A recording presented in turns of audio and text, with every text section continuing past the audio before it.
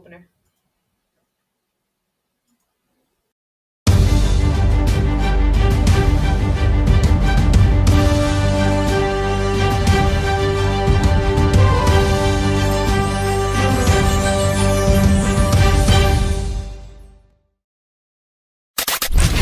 Habari Entertainment proudly presents Habari Live. Habari Live. From Phoenix, Arizona. And you're listening to the Habari Live podcast. The show that brings you news, sports, and entertainment for people who love HabariEntertainment.com. Here are your hosts, Aisha, Jimmy, and Damon Dipleen Ellison. Let's get it going. We are all the way live. Good morning. Let's go. Another episode of Habari Live. Right. Why am my thing coming on? Your go-to podcast for the Post in Phoenix and beyond. And, this week has been another crazy week, and we're going to keep you guys updated about what's going on. But first and foremost, we're going to talk to Stephanie Beebe, and she's works with Earlux, who is a mobile telehealth audiology company that helps people learn about the hearing health and help solve hearing loss. With over 40 million people reporting hearing loss in the U.S., we have made it simple, convenient, and affordable to care for a sensory that has been ignored. During the last quarter of 2024, they were able to assist with over 250 people considered low income and provided them with top-of-the-line hearing aids over our service and supplies, and with no out-of-pocket cost, changing lives, families, and community one person at a time. So that's pretty awesome, and we wanted to bring Stephanie into the studio and talking about what she's doing. So thanks for coming in. Thank you for having We me. appreciate you. I know this is a hearing loss is something that a lot of people ignore. Yeah. And right now, with the noise canceling headphones, a lot of people don't know that they're doing some damage to their hearing right now. No, they don't. And it's studies are coming out, and more and more studies are saying that these noise canceling earphones are doing something to the kids and the young people. They're seeing a lot of people with hearing issues already in their young 20s and 30s. So we need to be cognizant of these things and try to prepare for ear health, and try to learn more how we can be more healthy with our ears. And what you guys are doing is pretty great. I know you helped out with people who were low cost and try to help people who can't afford these things sometimes for them to be able to get information to get these earbuds. What would you call them? The hearing aids. The hearing aids. Okay, Mm-hmm. for sure. And make sure that everybody get those. So that's pretty exciting. And just tell us a little bit about your stuff, Stephanie, and how did you get into working with Earlux? Yeah, absolutely. Well, I've always been in the health industry since I was 21, but interested in it as a teenager. So always been a part of my life. Towards the 40s, I needed a change and I wanted to step out. And so you don't make decisions right away. It takes a while. So when I turned in my 50s, I really wanted to play louder and to really make a difference, because I saw what I had done previously in life with my nutrition companies and different companies I was with. And it's the most amazing experience to be able to help someone. Yes. Right. Yes, and truly make that difference. And that's what I did as a large team with me. And we provided so many different lives, the opportunity to live free and feel good and live that way. So come the 50s, a friend of mine offered me an opportunity to help build a company. And it was with hearing aids. And I'm like, okay. Never really thought about that before. I've been in the health industry, but more nutrition, food, supplements. And so I kind of molded over a little bit. Just prior to that, I'd started to get into the senior industry. And I realized how many seniors there are, how many of them need help, how many of them are not living the way that they used to live. Yeah. And some of them forgotten. Yeah. So it intrigued me to be able to go a different direction. I also found the senior industry it's a very small community, the people taking care of them, Hmm. and probably the most loving industry I've ever been in. Yeah. Mentors galore, people going out of their way to help each other, even though they might be competition or not competition, just Hmm. incredible industry. So I knew I wanted to be in that. And then when this opportunity came up, again, I was looking to go above and beyond to really expand my skills and take what I've learned and experienced in the past and build upon that. So Earlex came into play, and they are traditionally a telehealth audiology company. Okay. So they can fit people and adjust them with prescription hearing aids Mm. anywhere from around the country. Wow. And we're strictly country just because of insurance. But Mhm. um, and with that, I'm like, that's fantastic. Right. Absolutely amazing. And there's a purpose behind what they do. But I'm like, not everyone's ready. No. And we're dealing with seniors. Yeah. So not everyone's ready for telehealth and a video call from a doctor. Yeah. And hearing aids itself takes about 4 visits Okay. to the doctor to actually get it correct, Right. 3 to 4 visits. And so I'm like, I know people. Hmm. I know a lot of people. I know the senior industry. Let's just go ahead and create a mobile division Yeah. here in Phoenix. And then, hopefully we can expand it around the country. Wow. So we came up with the team and we started to do hearing loss events, Mm. bring them to us, right? Right. Because it's a sensory, like you said, that's been ignored. Mhm. People have forgotten about it. Yeah. And unfortunately, it's our first sense and our last sense. Yeah. So super important. And our world is loud. So you were talking about video games and the headphones that our kids are wearing. Well, Mhm. our world is also loud. Yes. There's no quiet at any time. Hmm. And so I'm like, okay, Earlex itself is a very convenient situation, but how can I make it even better? Right. Right? Where can we really step out and go above and beyond and help people? So we do hearing loss events. Mm.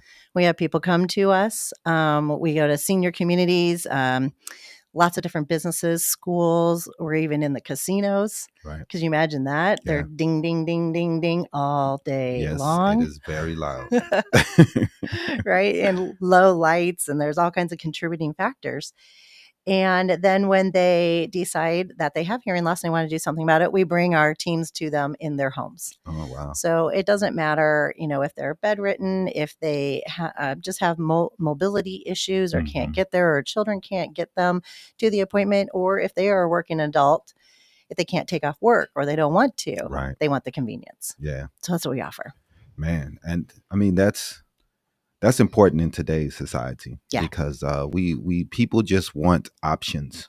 They want options. Yeah. They want different ways to be able to get things done. Not everyone has the ability or the mobility to be able to get to places. Yep. So for a company be able to come to them, Yeah. that helps a lot. Yeah. And because a lot of people may not have the transportation to be able to get there. No. And the time yeah. and the desire. Desire is a Mhm. big part of what we do. Yeah. And for you young people, you're saying, what does this have to do with me? Just like I was saying in the beginning, you guys were listening to all these loud headphones, these noise canceling headphones. Just like you said, our environment is loud.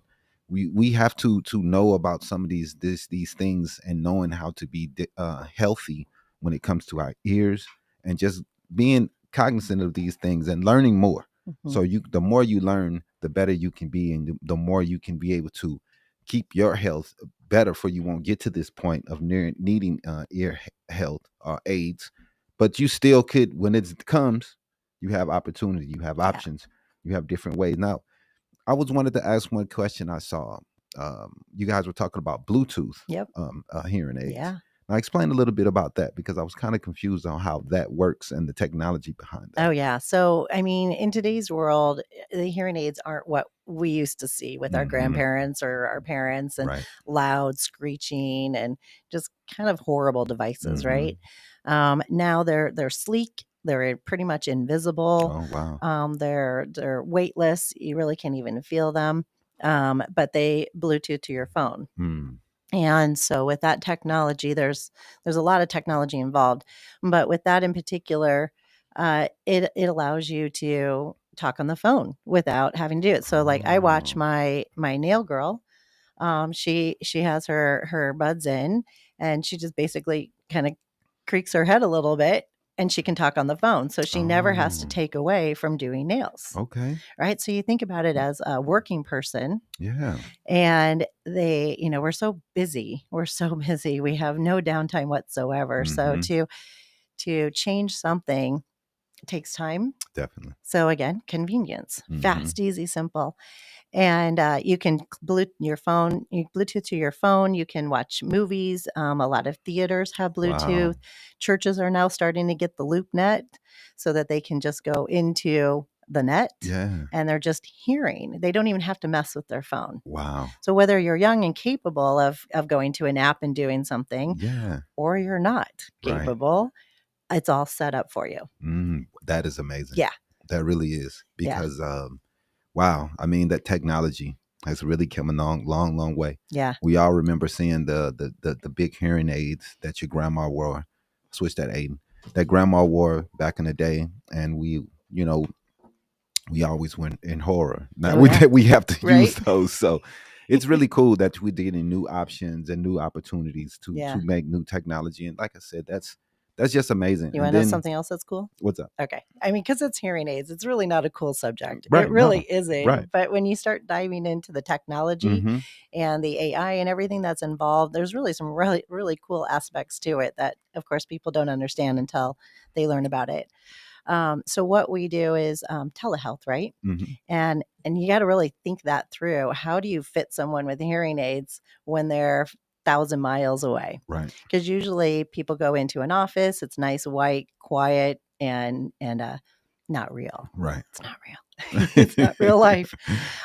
So with our technology of doing telehealth, we've been able to fit them wherever they're at. Okay.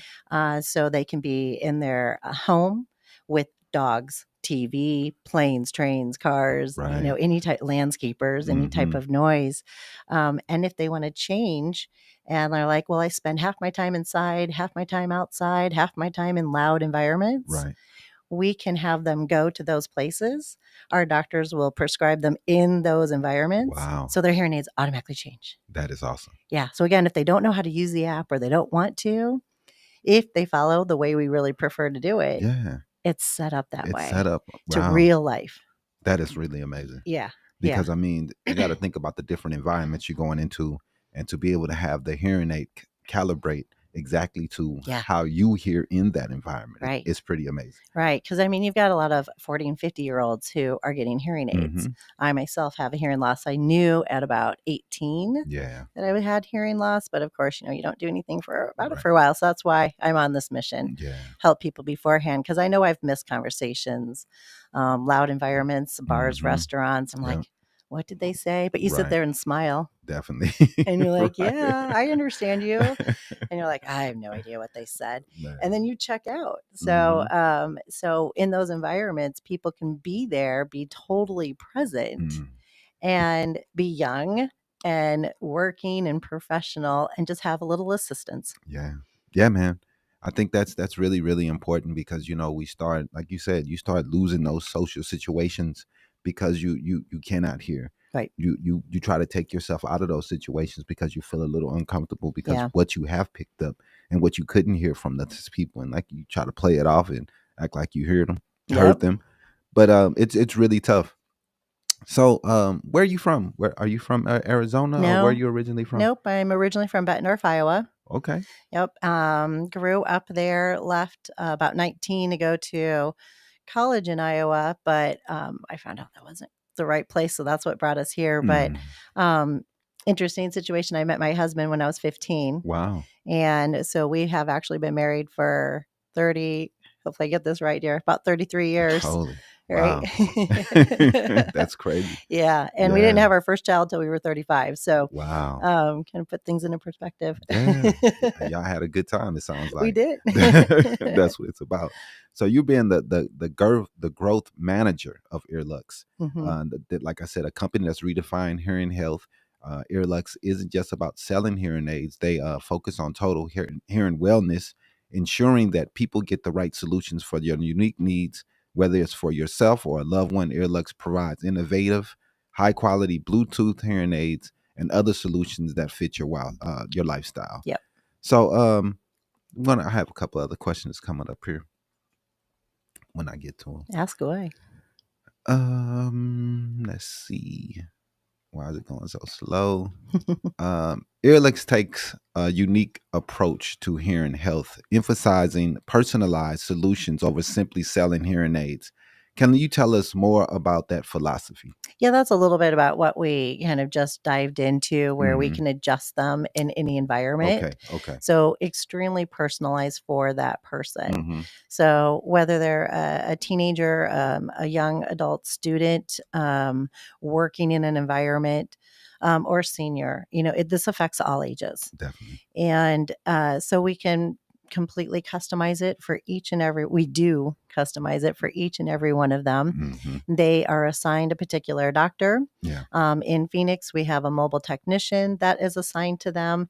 And so they have someone in person as well as a doctor over. Wow. Now, if they're young and technology is not a worry, they Mhm. probably just deal directly with the doctor and Wow. not so much our technician, but it works both ways, whatever the needs are. So again, customizing it exactly for what that person needs. Man. So it's also cool because we can bring, let's say they are a senior and they have a POA, power of attorney, or a child somewhere else around the country that watches them Mhm. but can't be with them. Yeah. Not a problem.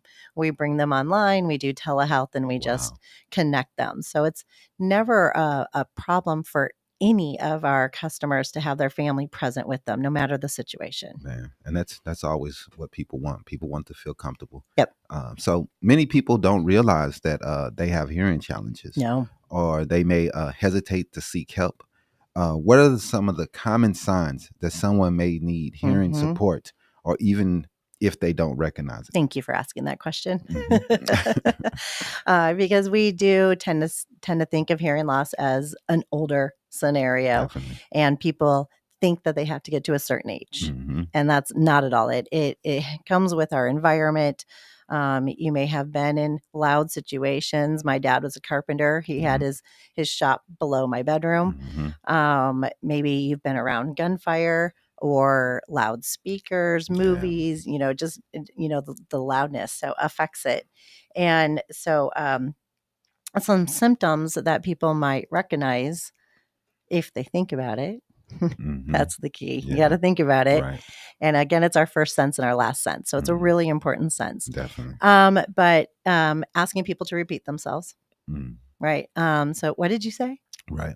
Right? Or turning one ear over the other. Yeah. Or not hearing the word correctly. Mhm. So something interesting that a lot of people don't realize is as we age, we do not hear consonants. Really? Yeah, very normal, not unique whatsoever. Very Wow. normal. But you don't think about it. You're like, oh, I don't know. Did I hear that word right? I don't know. And then you're like, I don't know. I'm not going to ask. Right. Right. And then they just don't. So that's Yeah. another sign, Mhm. right? You don't hear the words, or you're not sure if you heard the word correctly. Yeah. Let's see what else. Oh, I see people cup their ears. Mm. And like, you understand what that means, right? Yeah. if you were Yeah. physically moving your ears to hear better, things just seem plugged and you don't hear very well. Mhm. Or popping, there's tinnitus. So Yeah. tinnitus is something that a lot of people experience and they just deal with. And it's Mhm. horrible. It's if you've ever known anyone with tinnitus, it's a Mm-mm. constant ringing Oh, or okay. wind noise in their head Wow. that doesn't go away. Well, for some people it goes away, for some people it's all the time. Right. It's different Yeah, levels. that would definitely be. Yeah, so that's something we can help with as well. Mm. So the clarity, the tinnitus, the ringing, the hearing loss, are all things to receive, or if you have any of that, or some of those things to pay attention. Yeah. Yeah. Yeah, man, that's very important. I'm happy to talk with you about this because, like I said, I'm getting older. We're all getting older. You have to think about these things and try to do what you can to make sure you have better ear health because it's tough. One day you just wake up and you're not paying attention and things just start being different. You start hearing things differently, and you're not really picking up what you used to pick up. Nope. And to know that it's normal and that people can help you is Yeah. something I think make people feel a little bit more Yeah. at ease. And that's why we wanted to get this out to you guys, because this is very important information. And when we're young, we think, oh, let's listen to this loud music all the time, and we just don't think that these things may end up being something a big deal in the future. Yeah. So Do you mind if I kind of share a little bit about what can happen if you don't take care of it? Definitely. Okay. Thank you. So I mean, think of it as glasses, right? If we don't see as well, we put glasses on, we begin to see better. Mm-hmm. Hearing aids are the Exactly same the thing. same. They just haven't been normalized. Mm-hmm. But it takes multiple people to help normalize something. Yes. So so it's really simple to take the test. We'll share that in a second. But the best visual that I can give to people, because we all have a friend or family member, or maybe even ourselves, who we begin to ask people to repeat themselves. What did you say? Huh? Mm-hmm. What? Right. And then you get tired of asking, Mm-hmm. and other people get tired of repeating themselves. Definitely. So then you have this combination of the two people who are like, oh, forget it. Right. I'm just not going to. So then they end up sitting there smiling. Right. Right. And you're like, did you hear anything I said? Oh, no, you didn't. And so the other person then who can hear is like, forget it. They can't hear me anyways. Right. So why should I even talk to them? Definitely. So then this person is just there, present but not present. Mm-hmm. They begin to feel invisible. Yeah. Right. So then they begin to not show up. Now they're not talking. Mm-hmm. They're not listening to people. Yeah. They're not using that portion of their brain. It's not active. Definitely. So ultimately, I mean, all of this is a span of time, of course, but ultimately what happens is the brain dies, that portion. And that's where Alzheimer's and dementia can come into play. There you go. So it's a very large process of what happens that people really need to pay attention to. Are you starting to repeat, or are you starting to ask people to repeat themselves? Are you turning the TV volume up? Are you doing different things that, oh, well, maybe I should take care of that? It's just like getting glasses. Definitely. If you can't see well, if you can't hear well, this is how you take care of your health for longevity. And we are just coming into a tsunami of people with Alzheimer's and dementia. So our world's really going to change quite a bit. Definitely. This is something to keep us young. Young and healthy. Yeah, I mean, we know with the boomers retiring and getting to that age, that's still one of the largest populations in the country. And once they start aging out, it's going to be a lot of people. And for some reason, I don't know if it's our diet, they're still diving into Alzheimer's and trying to figure out exactly what is causing this. So many factors. And the factors are just, like you said, I believe it's lifestyle. It's diet. It's different things like that. Exercise. And just like you said, just not being social, taking ourselves out of social situations. And we don't understand that a lot of people who live in these countries where they live a long time, these people, they get out, they exercise, they get out and they do social things. Community is a big thing to them. And that's how these people are living so long and being healthy. We have to try to follow those things, but for some reason, your kids, they don't want to deal with you when you get older. Your friends start getting a little bit thinner. It's a little different. Once you hit your 40s, you don't hang out with your friends as much. Everything starts getting different, and as you get older, that's become worse and worse and worse. Your kids, they go on to do their own thing and living their life, and sometimes that's something that hurt their parents, and they start falling off mentally. So that's definitely something we have to be aware of. And I'm happy that you brought up, because we have to learn these things. So you offer options beyond traditional hearing aids like Bluetooth enabled solutions. Can you explain some of the latest advancements in hearing technology and how they're changing you guys' industry? I know you talked about it a little bit earlier.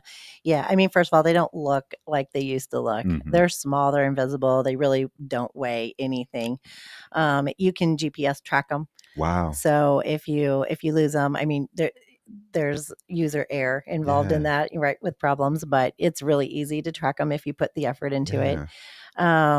And if you ever need to be adjusted, you just give our office a call and then we can readjust. We offer lifetime services and supplies for the hearing aids. We take insurance. If someone loses them, or damages them beyond their warranty, it's $250 to replace. Oh, wow. So there's so much more to it. But as far as the technology goes, yeah, it's you plug them in. You don't have to change the battery. Wow. So you plug them in just like a phone. So it's easy for people to not lose them because they Yeah. put them in the case at night. They pick them up. They put them in their ears the next Right. morning. Like the earbuds that they're all Yeah. using nowadays. Exactly. And they look like that. So Mhm. that's the thing too. If you're younger and you don't want to look like you're wearing hearing aids, everybody has something in their ears. Mhm. They have their earbuds, their AirBuds, their headphones. They have something Yes, in they their do. ears. Yeah. Yeah. Let's just provide the right stuff. Yeah. And I see it with these kids and everything. They always got these buds in their ears. I'm like, these people are going to pay for this. Mhm. You can't have this music. I try to tell a couple guys that I work with, like, man, you can't have this music playing in your head 24/7, bro. You're Right. gonna have some hearing issues. You got to have some quiet. Yeah. Quiet's good. But everybody wants to do what they want to do. Yep. So we have a couple more questions here. So hearing loss can be a difficult subject for families. What advice do you have for people trying to encourage a loved one to take actions on their hearing health? Well, I always tell people we ask a few qualifying questions, and one is, has anyone suggested you have hearing loss? Mhm. That's your number one clue. Definitely. Because it takes someone a while to actually say something about Mhm. that.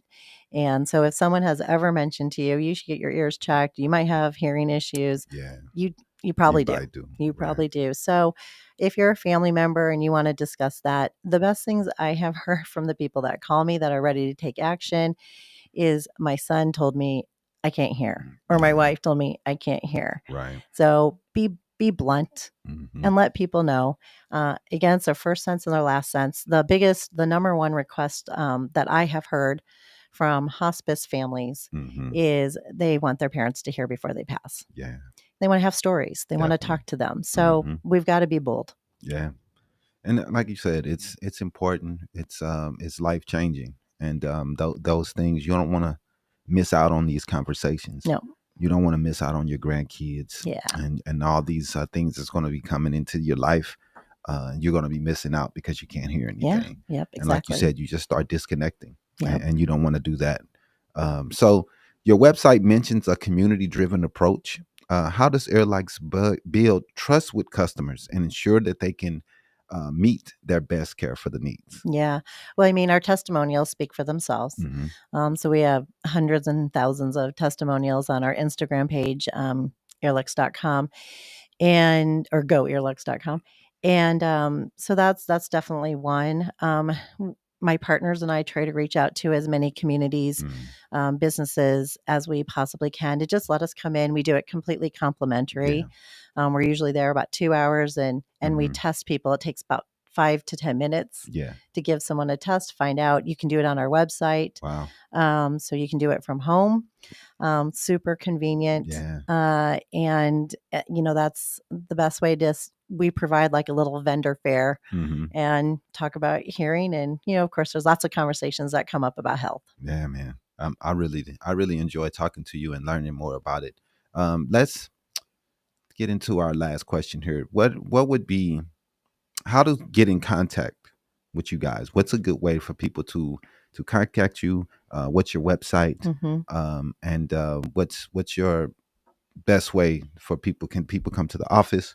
What's the best way to contact Airlex? Yeah. So no office. So telehealth and mobile. Wow. So we do that so that we can save money and pass it on to our customers. Yeah. So our hearing aids are about 30 to 50% off most other local audiologists. Wow. And we take insurance. So no, they don't have to go anywhere. Wow. We'll go to them. So best way to contact us is I'm on Facebook and Instagram, Stephanie Beebe or Stephanie Beebe 11. Mhm. Through there, you should see the website. You should, or you can go to Linktree. Just look for hearing tests and hearing loss. I did put on a big QR code most recently, so super easy. If someone wants to just grab the QR code, Mhm. you can go put in a little bit of your information and go to test your hearing. And then in about 3 minutes, you'll know exactly how your hearing is, Wow. both your left ear and your right ear. Goodness. It's a colored graph, simple, easy to understand, and it's actually emailed to you, so you Okay. can look at it at future reference. Wow. So I'm guessing you have to use headphones when you're doing You this. should, yeah. Yeah. Headphones or earbuds for Okay. sure. Yeah, not just speakers. Okay. Yeah. Man, that's really exciting, Yeah. man. So is there anything else that you wanted to let the people know, and anything else that you wanted to discuss before we get up out of here and take a quick break? Yeah, here, I'm gonna look at my partner. Is there anything I forgot? Okay, great. I don't think so. I think the biggest thing is get tested. We can test you. We'd love to come to your business. We'd love to come to the school, whatever type of community it is. We bring a team of people. We're like a machine. Okay. And so do that completely for free. Or if you're at home, grab your headphones, grab my QR code and get tested and just know what it is. And then if it shows signs, if it shows some signs, give me a call. Can I give my phone number? Definitely, most definitely. All right, great. It's 602-931-3206. And then if Instagram or Facebook, Stephanie Beebe or Stephanie Beebe11, easy to find me. There you go. We really appreciate you coming on, Stephanie, and teaching us about hearing aids and the different things that you guys offer at Earlux. We definitely enjoyed the journey, and we're going to be taking a quick break here, and we will be right back with more Habari Live. Let's go. Hey y'all, it's Mama Soul's Fish and Chicken, Habari Entertainment sponsor. Let's go get it.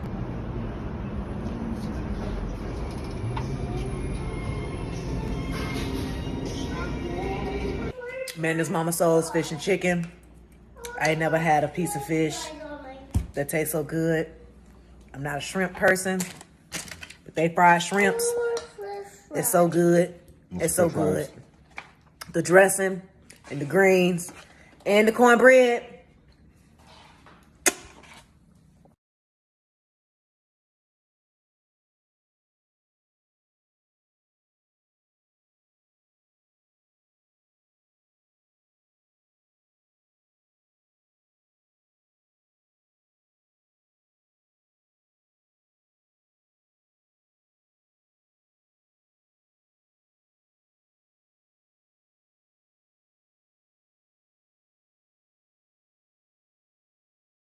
This the hydrate? This here? The green strip is the hydrate. Okay, what's this? Oh, yeah, the adaptogen. That relieves stress. Oh, okay. Yeah, take that anytime you want to just calm down. Cool. And some earbuds. And earbuds. I appreciate it. Yeah, you're so welcome.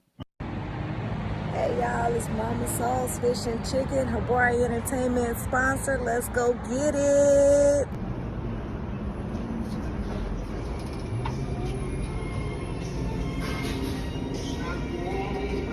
Man, this Mama Soul's Fish and Chicken. I ain't never had a piece of fish that tastes so good. I'm not a shrimp person, but they fry shrimps. It's so good. It's so good. The dressing and the greens and the cornbread.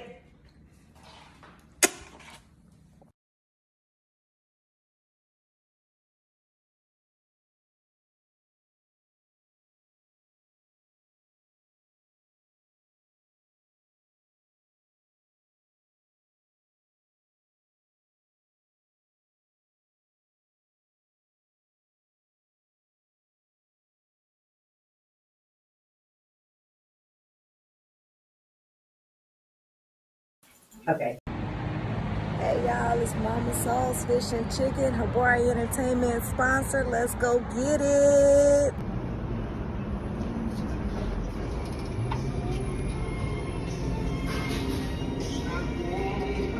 Man, this Mama Soul's Fish and Chicken. I ain't never had a piece of fish that tastes so good.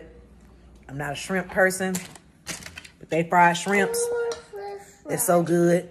It's so good. The dressing and the greens and the cornbread.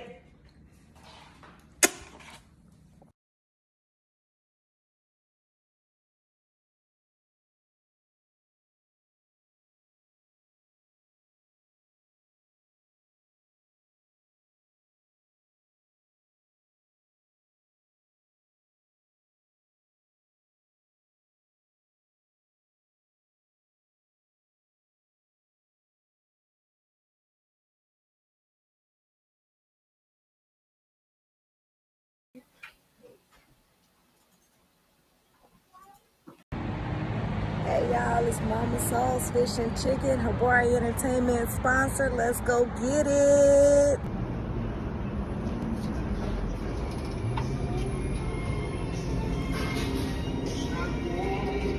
Man, this Mama Soul's Fish and Chicken. I ain't never had a piece of fish that tastes so good. I'm not a shrimp person, but they fried shrimps. It's so good. It's so good. The dressing and the greens and the cornbread.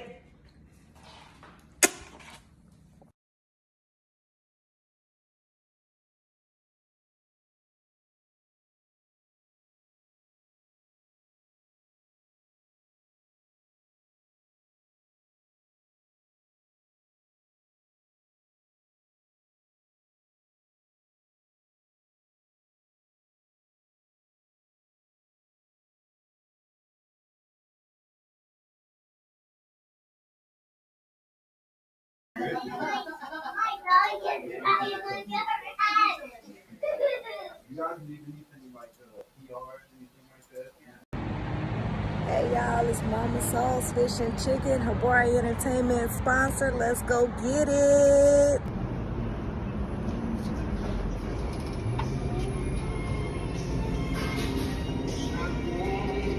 Man, this Mama Soul's Fish and Chicken. I ain't never had a piece of fish that tastes so good. I'm not a shrimp person, but they fried shrimps. It's so good. It's so good. The dressing and the greens and the cornbread.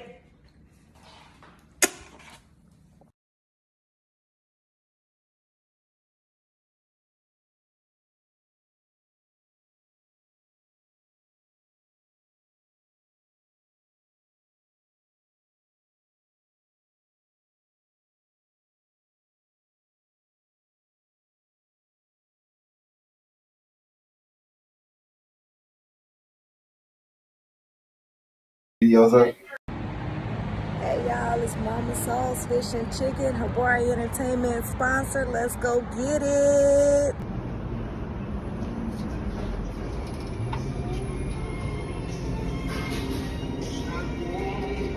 Man, this Mama Soul's Fish and Chicken. I ain't never had a piece of fish that tastes so good. I'm not a shrimp person, but they fried shrimps. It's so good. It's so good. The dressing and the greens and the cornbread.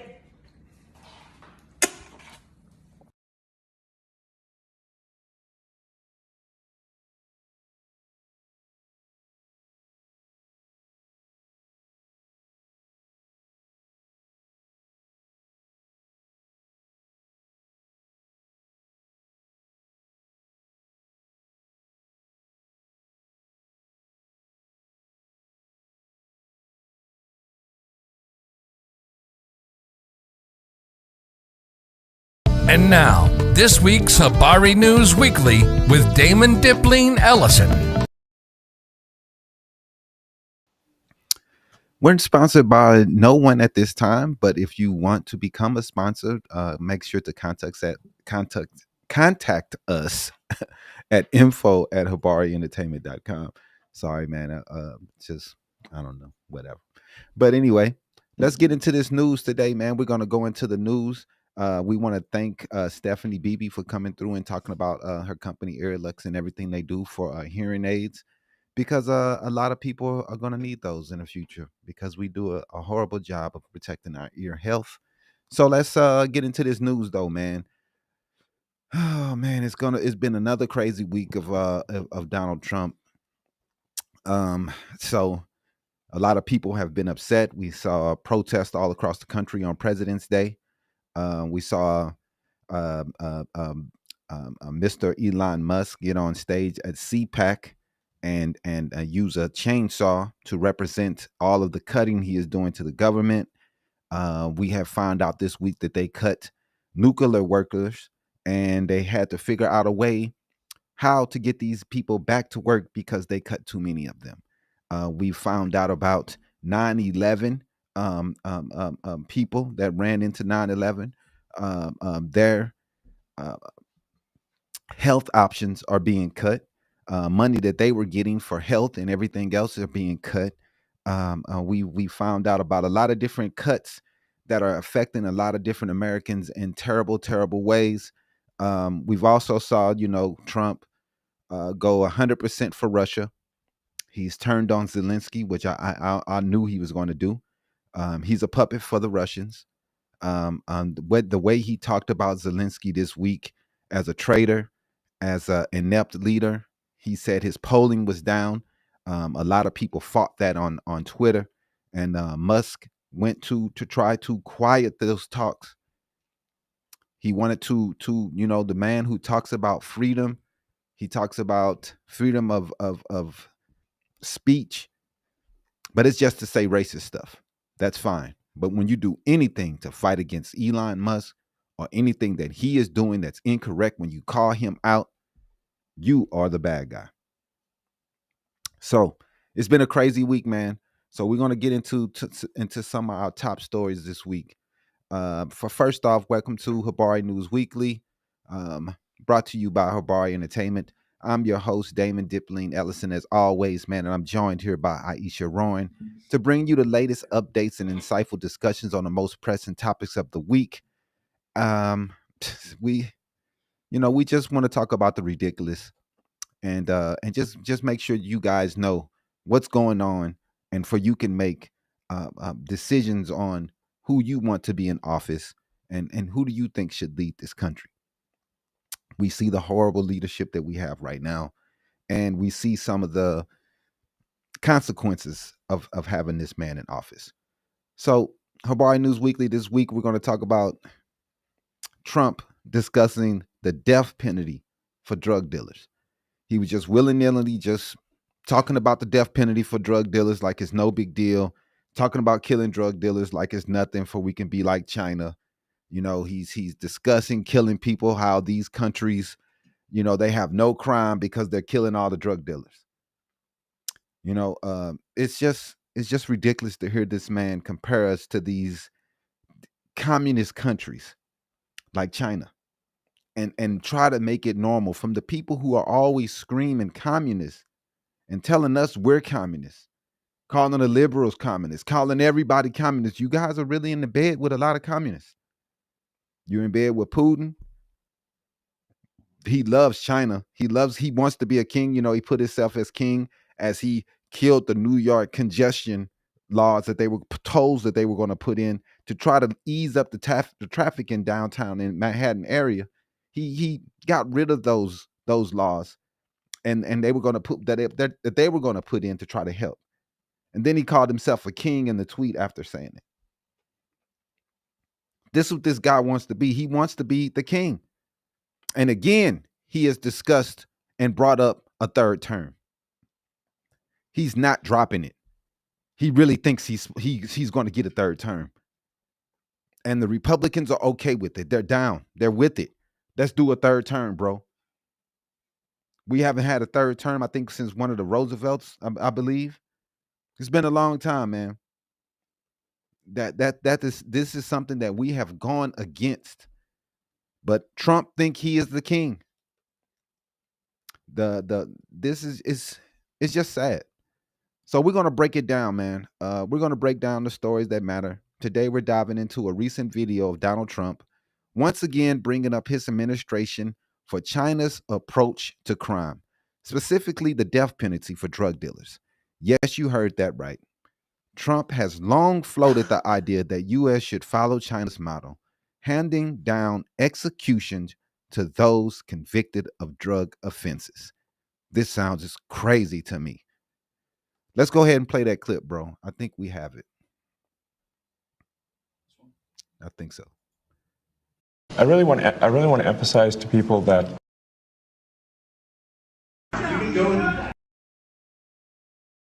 But was there anything with Sarah Vance where you had to get on the same page? You have long support. Go to the inbox. I guess it didn't download. It's probably the fourth one that didn't download on there. But anyway, we'll get the video played here in a second.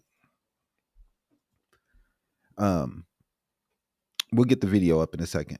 It's one of those Click in there, yeah. No, go ahead. The Click in death it. Click in the penalty one. email.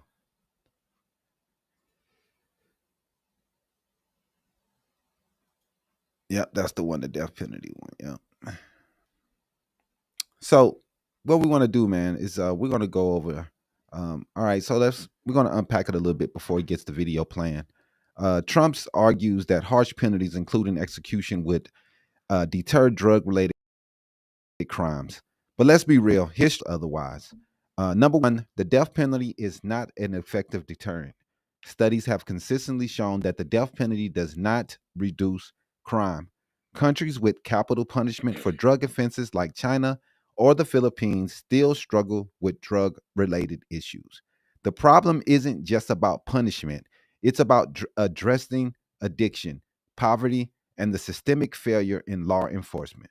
You want to go with the next one? Yeah.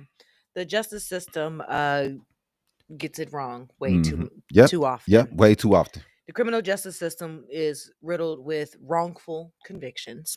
Mhm. Since 1973, over 195 death row inmates in the United States have been exonerated. Mm-mm. That's nearly 200 people who could have been executed for crimes that they did not commit. That's crazy. That is crazy. Now we want to put people to death. Yep. We've seen cases where corrupt prosecutors, faulty forensic evidence, and coerced confessions have led to wrongful death sentences. Mm-hmm. Imagine applying this flawed system to drug-related offenses. How many innocent people would die? All right, let's go ahead and play the video. Let's show Trump talking about it. If you notice that every country that has the death penalty has no drug problem, they execute drug dealers. And when you think about it, it's very humane because every drug dealer, on average, they say, kills at least 500 people, not to mention the damage they do to so many others, but they kill large numbers of people. China, Singapore, actually, there are quite a few, many in Asia, where they have the death penalty. There's no drug problem whatsoever. They come to our country because we have a much softer policy. We give them a slap on the wrist and say, kill a lot of people. So we are going to, I don't know if our country is ready for it. I am ready for it, the death penalty if you deal drugs. You know, you have to set out guidelines like fairly large numbers, etc. But you'll have... Now that's him. You know, I mean, he's very hard to follow because the way he speaks. But it's just amazing to hear him talking about it, just openly talking about killing people. You know, and I don't know, man. Like I said, like you said, there's so many projects getting people out of jail who've been wrongly accused of crimes that they didn't commit. We have people getting out of jail 50, 60 years and they didn't even commit the crime. Right. Do you think I really, really want these people going out killing drug dealers? I mean, I just couldn't imagine this. And, you know, racial and economic disparities, like the war on drugs, has disproportionately impacted Black and brown communities. A policy like this wouldn't target high-level cartel leaders. It would be used against low-level drug dealers and marginalized individuals who often turn to drug sales out of economic necessity. History tells us exactly how this would play out. Poor communities would be over-policed and over-punished, while the wealthy and well-connected would get away with their crimes. Yep. Which leads to authoritarian vibes. So let's just be honest here. When a U.S. president starts praising China's criminal justice system, that we already know that's just going to be a huge red flag, Definitely. right? But China is an authoritarian regime with a history of human rights abuses, forced confessions, and state-controlled executions. Yep. And the fact is, Trump thinks that this is a model that is worth emulating and saves a lot, and that says a lot about his worldview. Yeah, man. This is not a real solution that can help the problem that we have with drugs. And real solutions do exist. If Trump cared about stopping drug-related deaths, he'd focus on rehabilitation. Rehabilitation is definitely how we get people to change their ways and get them into a situation where they could get help and into a situation where they can become a better person. Harm reduction and addressing the root cause of addiction. Countries that have taken a public health approach, like Portugal, have seen a massive decline in drug-related deaths and incarceration rates. But instead of looking at data-driven solutions, he wants to use the death penalty as a campaign talking point, ignoring the fact that it won't fix the problems that we really are facing today. Yep. And in closing statements, at the end of the day, executing drug dealers just isn't justice.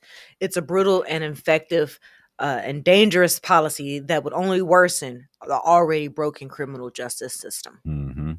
The real question is, why does Trump think emulating China is the answer?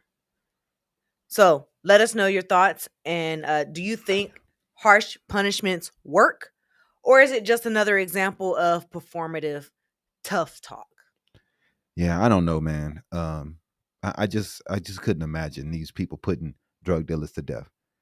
They could put some drugs on you, set you up, and then you're Right. dead. And You're dead. we've seen that a lot of times, Definitely. especially through the 80s and 90s. Man, we saw that just a couple years ago. A guy was caught on camera, Yep. on his cam, Putting it in dope the trunk. in the guy's car. And you think we're gonna take these people word for it for who's gonna die for drug dealing? Man, you already know it's gonna be who it's gonna be. Black people are gonna be the ones that's dying for bull. This is another reason why you just can't put anybody in the White House. This guy is talking nonsense. Could you imagine how many black people would die if they just hey, anybody caught drug dealing, they're dead. Yep. They've been putting drugs in our cars for years, setting us up. And this is gonna get people killed. And you think that sounds okay? That sounds fucking insane. And the problem is there are people that are actually okay with this. Man. They are for it. This is what they want. This is what they voted for. Our justice system has too much it has too many criminals in it for that to work. It's too many people that's out for themselves. Too many people who do not care about their fellow man for that to work. You got people, just like I said, just throwing dope on people. They're creating drug cases out of anything. We had a guy. I was talking to the guy from Harold's Chicken, and they said he was selling drugs just because he has a successful restaurant. They wanted to make him do his numbers for he can show how much money he's made, prove it. Or he's seen a person sent it in and said he was selling drugs. Like this is what I'm saying. This would be the outcome of people's lives. Right. Other people looking in and saying, "Oh, that black person can't be successful. He must be selling drugs." Then they call that into the police. The police come in.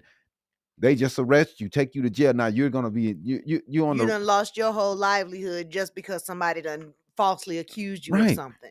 You in the death penalty? What? I'm on death row. But we were watching this thing on the news this morning, and they had former inmates on there discussing who often brings drugs into the prison system. Mm-hmm. 9 times out of 10, it's the correctionals officer. Right. The people who's supposed to be getting paid to protect you, they're the ones that's bringing in the drugs. They're the ones that's making, and we've had 14, 15 overdoses in Arizona in the prison. Just overdose after overdose. And these people bringing in these drugs, and all these rich people making all this money. And who you want to blame? The low end drug dealers. Mm-hmm. Just get them killed. Insane. So we're gonna go into the next story here, man. It's a crazy week, man. So welcome to more Habari News Weekly. Today we're going to discuss a recent confrontation between President Donald Trump and Maine's Governor Janet Mills regarding transgender athletes. Now, the video came out and everybody, it sparked all type conversation. It's about their participation in sports. Let's go ahead and watch that video and their exchange. I really want to emphasize to people that this is very important. Hey, why don't we have? I don't have that one either. Goodness, it's not that one either. I don't know. There you go. See, it says Maine and Trump. All right, we'll get the video going here in 1 second.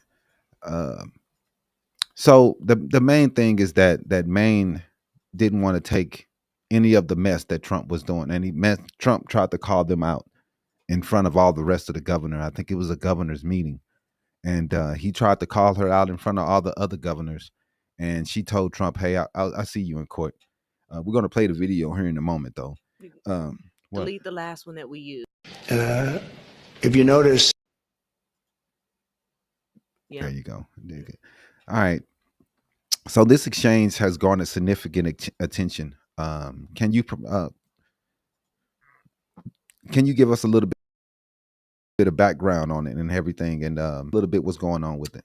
Yes, the confrontation occurred during a White House meeting with state leaders. President Trump issued an executive order mandating that athletes participate in sports teams corresponding with their sex assigned at birth. Mm-hmm. Governor Mills opposed this directive, stating that Maine would not comply and emphasized the state's commitment to inclusivity. Mm. She even told President Trump that, we'll see you in court, like you said. And then, she also threatened to withhold, Trump threatened to withhold federal funding from the states that don't comply with this executive order. Mm-hmm. And for Maine, this could mean a loss of approximately $250 million in school funding.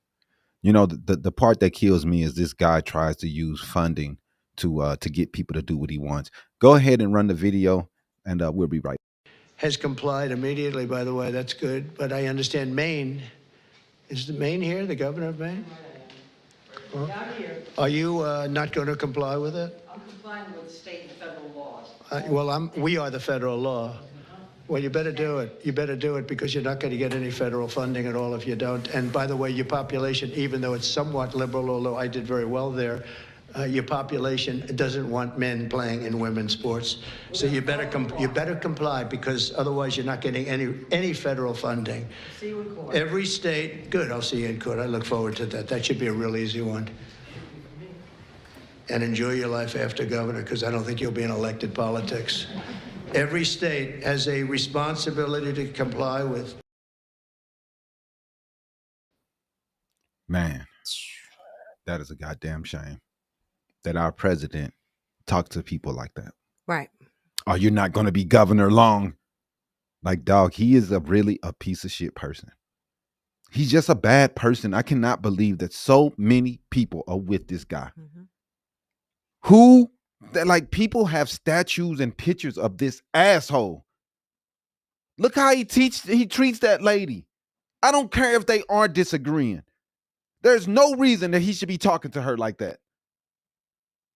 They don't have to agree, dude. There is so many ways to handle things. But he feels like being a bully is the best way to do things. He did not have to talk to that lady like that. Oh, you're not going to be governor long. We don't want those people in sports. They don't want men. You don't know what the hell all these people want. You can't speak for this state just because you got crazy hate for people that's transgender. You don't know if those people hate those people like you do. Right. Yes, there's a lot of states, but Maine, it seems like they're a little bit more liberal leaning state. So, they didn't vote for Trump at all in either election. He lost it both. So for him to be speaking for that state is crazy. Right. She represents the people of that state. And that's the way they're supposed to be represented. Not by somebody who bows down to Trump and says, we're going to do whatever you say. You're supposed to be working for your constituents and the people that voted for you and put you in power. Not laying down for this dude. And that's what everybody's doing.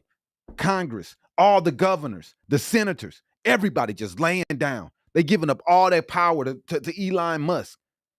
The power of the purse used to be in Congress. These dudes aren't doing anything. They letting this guy do their job for them. They got 3 weeks to come up with a budget. Are they gonna make it? Probably not. They suck. Yep. So what are the some of the potential implications for Maine with this? I mean, yeah, for the Trump administration, being threatening to withhold state funding, Governor Mills did remain steadfast, asserting that the state will not be intimidated. And Maine is prepared to challenge Trump legally. Right. She also said that, she believes that the executive order infringes upon the state's rights and the principle of inclusivity that is something that Maine upholds. Right. They are a state known for upholding inclusivity. Right. So she's like, see you in court. I see that they could lose approximately 250 million in school funding. That's a lot of money. Hopefully, they have a plan to figure that out, because Trump will go through with it. He doesn't care about the kids. He will hold the funding from the schools just to hurt them, just to spite them. So how has Governor Mills responded to some of these threats that's been going through? Yeah, I mean, like I was saying, she said that Maine's not going to back down. We're not going to be intimidated by any of the threats that Trump is throwing out there. Right? She said we're gonna play it out in court. Yeah, we're gonna win, because all of this divisiveness that you're trying to do is just not something that we tolerate here in Maine. Right. So this is a situation highlights the ongoing national debate over transgender rights in sports. What are the broader implications? Yeah, the debate raised questions about federal versus state authority, right? So the rights of transgender individuals and the potential consequences for enforcing such policies. Legal battles like this could set significant precedents for how transgender rights are addressed in the near future. Yeah, man. It's a lot of people, upset about this. I don't think that it's a big problem to be as significant of an issue that this is right now. This is one of those cultural issues like DEI that the Republicans have used to hijack normal people, for they won't think about all of the cuts that's coming to the programs like Medicare and Medicaid and SNAP, and all the things that's going to be lost, for you can be focused on, oh, I don't want transgenders in sports. Right. Oh, the DEI. I don't like DEI. I don't like that. These are the things that they get you to focus on, for you won't focus on them taking all your money from you. For you won't focus on the fact that AI is going to be replacing you in jobs. For you won't focus on the fact that manufacturing jobs are not coming back to America, and these companies are doing everything they can to make sure that we do not succeed. All of these HB1s, people coming in, taking jobs. Elon Musk, they love that stuff. They want the Indians here, but it hurts us. Those high quality jobs, Americans aren't getting them. And then they're laughing at us, saying that we're not smart enough to get these jobs. But when they don't even want to give us the opportunity to obtain those jobs, to even give us the opportunity to see if we can even be in those positions. Well, hey, they said we're not smart enough, is what he said. And then we got people on the right that's with this stuff. Some of them did stand up and say, hey, no, this is bad, that we can't have all of these people taking all of the high quality jobs.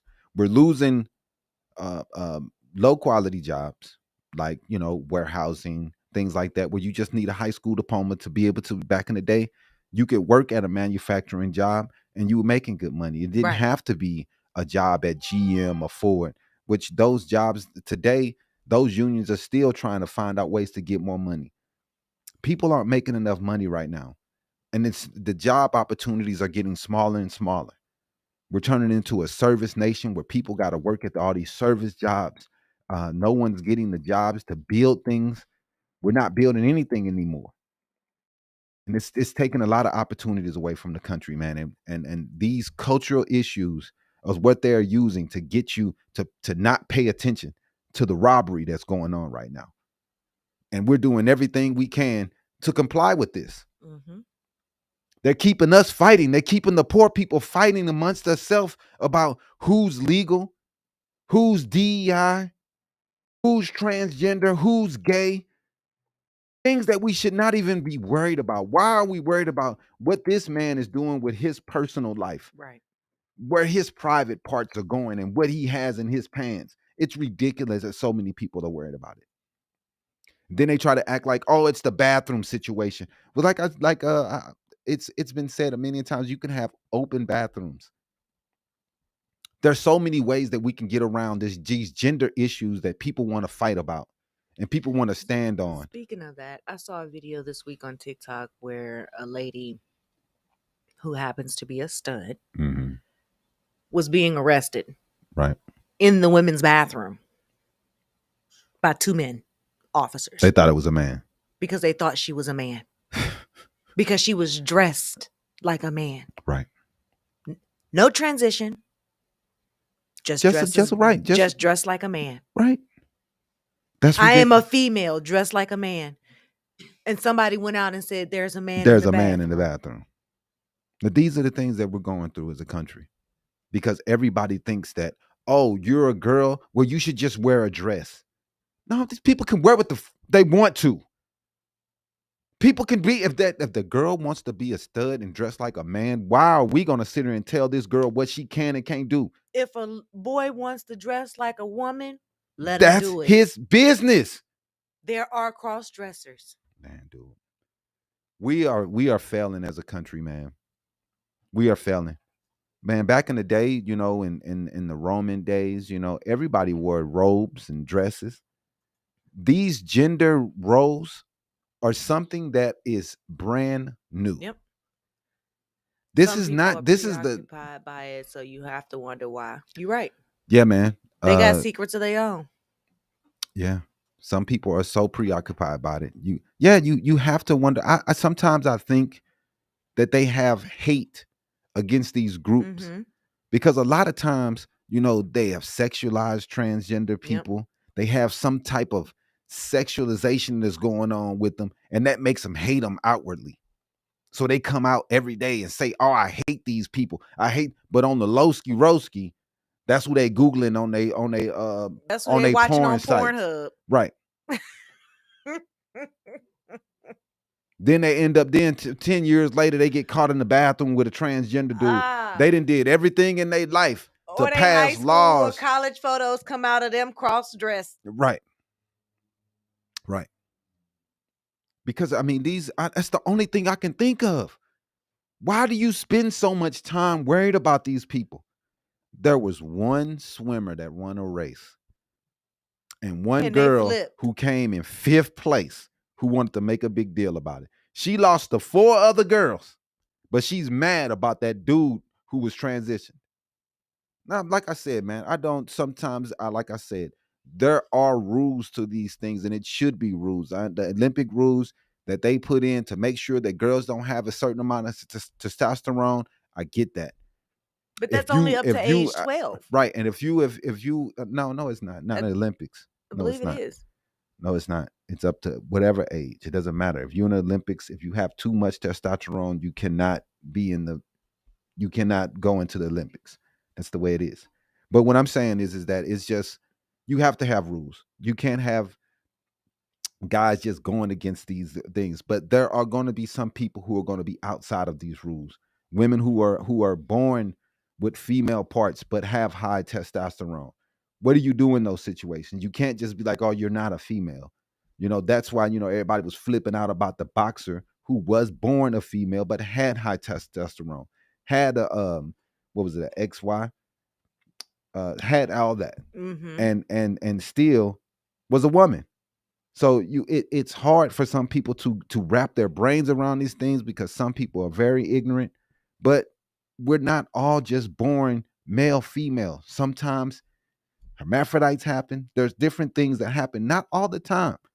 But we can't just sit around and just make rules and laws for things that cannot be, and especially if it's not coming from a scientist. Who wants to listen to Donald Trump tell you who's a man and a woman? And just like the case of the girl who's been, she transitioned 10 years ago. She's been living as a female for 10 years. Looks like a female, everything. Now she has to put man on her passport. Like these things, this is dumb stuff, man. This is dumb. So now every time she goes, she flies, she's gonna have to explain that she transitioned. Well, this is me now. Woo, woo, woo. I used to be a man. Like, it's embarrassing. Yep. These people shouldn't have to relive this stuff all the time just because some guy doesn't feel he doesn't feel like it's right. It's none of your business if it's right or wrong for you. It's their life. They can do things the way they want to. They want to live as a woman or a man or whatever the hell they want to do. This is America. This is freedom. That's what it's about. It's and freedom of fucking speech. Further. Arizona has now switch it up, bro. Proposed a bill that would prevent transgender people from changing their birth certificate to reflect their current gender. So no matter what you do, they're not going to change. They're not going to change your birth certificate. They're not going to change your passport. They're not going to change your ID. It's going to be it's going to be the sex that you were assigned at birth. I don't understand why these people so worried about these people's sex, man. I don't get it. Why are you worried about somebody else's personal life? Why does their personal life affect you so much? Yeah, man. I mean, this is a very complex issue, man. And we will continue to monitor developments and provide updates as they unfold.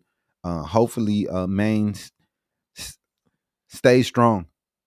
Fight against Trump.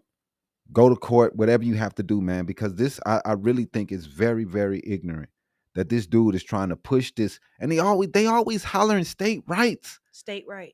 But anytime a state wants to do something different than what they want, then it's all. Oh, we're going to withhold funding. We're going to keep your funding because you're not doing what we want you to do. And this is what they've been doing to DEI, pushing people, trying to make people become DEI because they want to, trying to make companies drop DEI.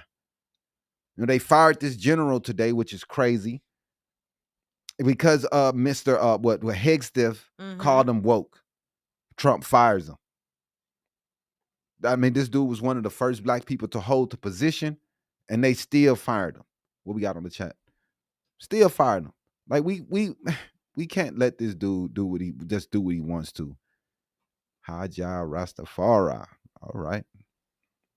So man, that's all for that segment. Like I said, we'll keep you guys updated on what's going on with that fight between Trump and Maine.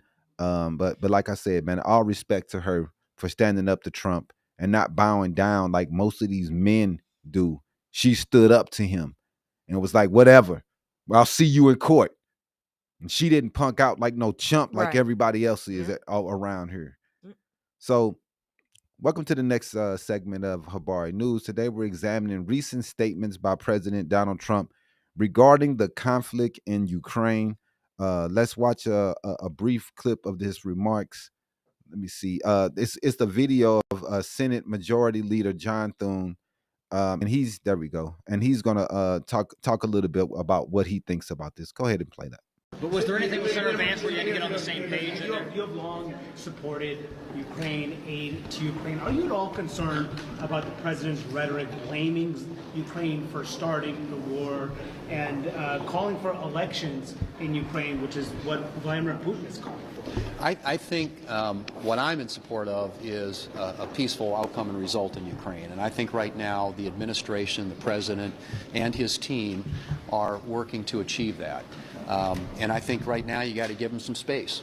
Honestly, this war is ground on now for 3 years. There's been a lot of cost, a lot of death, a lot of injury associated with it. And I think it's in everybody's best interest, Ukraine, Russia, Europe, the United States, if they can bring about a peaceful conclusion to the war. And so that's what this is about right now. And I think most of us want to support their efforts as they move in that direction and hopefully to a successful outcome. Call him a dictator. Call him a dictator. Would you call Ukrainian President Zelensky a dictator as President Trump has? Well, I like I said, the president speaks for himself. What I want to see is a peaceful result, a peaceful outcome. And I think right now there's a negotiation going on, and let's see where that ultimately leads, hopefully. Yeah, man. That was sad to watch. He ignored the real questions that people were trying to ask him. And, he didn't stand up and say that Zelensky was not a dictator. These are things that are simply said easily, and they couldn't do that. He couldn't do that. John Thune, whatever you are, man, you have no balls. And that was garbage that you couldn't stand up and say, nah, man, this man is not a dictator. They won't say anything against what President Trump says. They're all in, man. This dude, look what this dude is doing. He's calling him a dictator. He's blaming him for the war in Ukraine. The dude has been attacked. They've been fighting for their livelihood since I don't know what, 2016. Like, this is ridiculous, man. And the first thing Trump do is give up all concessions. They've given up. They're talking about the land that's already been taken in by Russia, that Russia can have that land. Like, what? Zelensky said that's not a starting point. Then Trump is trying to take all the man's minerals, everything that the man has, the country has. He wants to take half their minerals. Like, what kind of piece of shit are you, bro? These people all been getting bombed and killed for I don't know how long, and you want to take from them. Oh, this will repay some of the money that we've been giving to you. Like, dude, just admit that you just a communist, man. Just admit that you're Putin's lapdog. Just admit it. Because, dog, this is crazy. Right. Ronald Reagan is doing backspins in his grave right now, dog, to see us bending over for the USSR. I mean, I cannot believe this, man. This is happening. How we're bending over for Russia is crazy. This dude is protecting Putin, trying to make Zelensky look like the bad guy. And to see the Senate Majority Leader do nothing, say nothing. Oh, I want to see peace. Nah, man, it's not just about peace. It's not that easy. Oh, they should give up. They should give up. He has low polling. The polling comes out. They trying to say he was only getting 4% polling, but if you look at what Zelensky really was getting, they saying that 57% of the people of Ukraine love what he is doing. Trump and them want to get the man out of office. This dude fighting for his people's lives, for their livelihood. And they're doing everything they can to destroy it for Russia can get more power. Yep. This dude is a Russian clone. He works for them.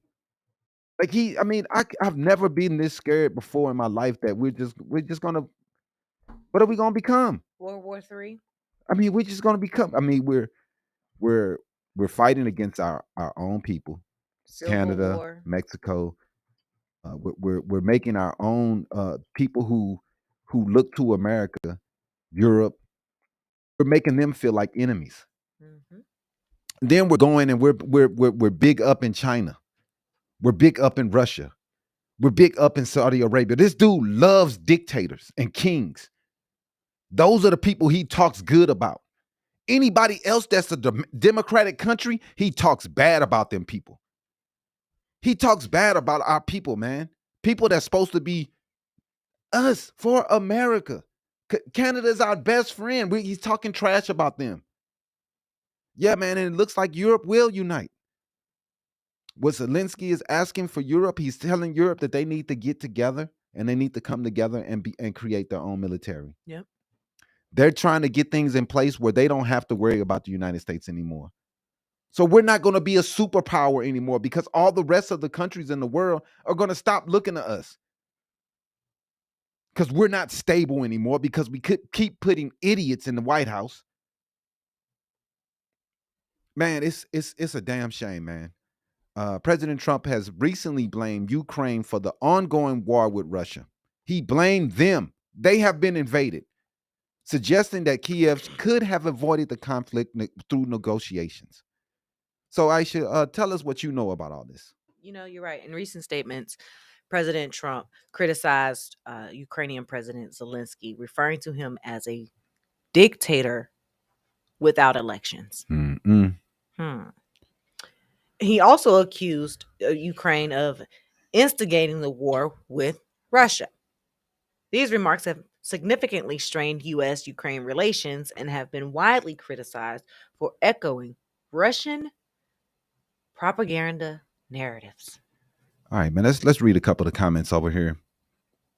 Do that first one. The second one, the Trump is a loser. Yeah, that's fine. Yep, Trump is such a loser. He's given away 80 years of peace in Europe. Ukraine will fight on. Bro, I hate to agree with you, but you are 100% right.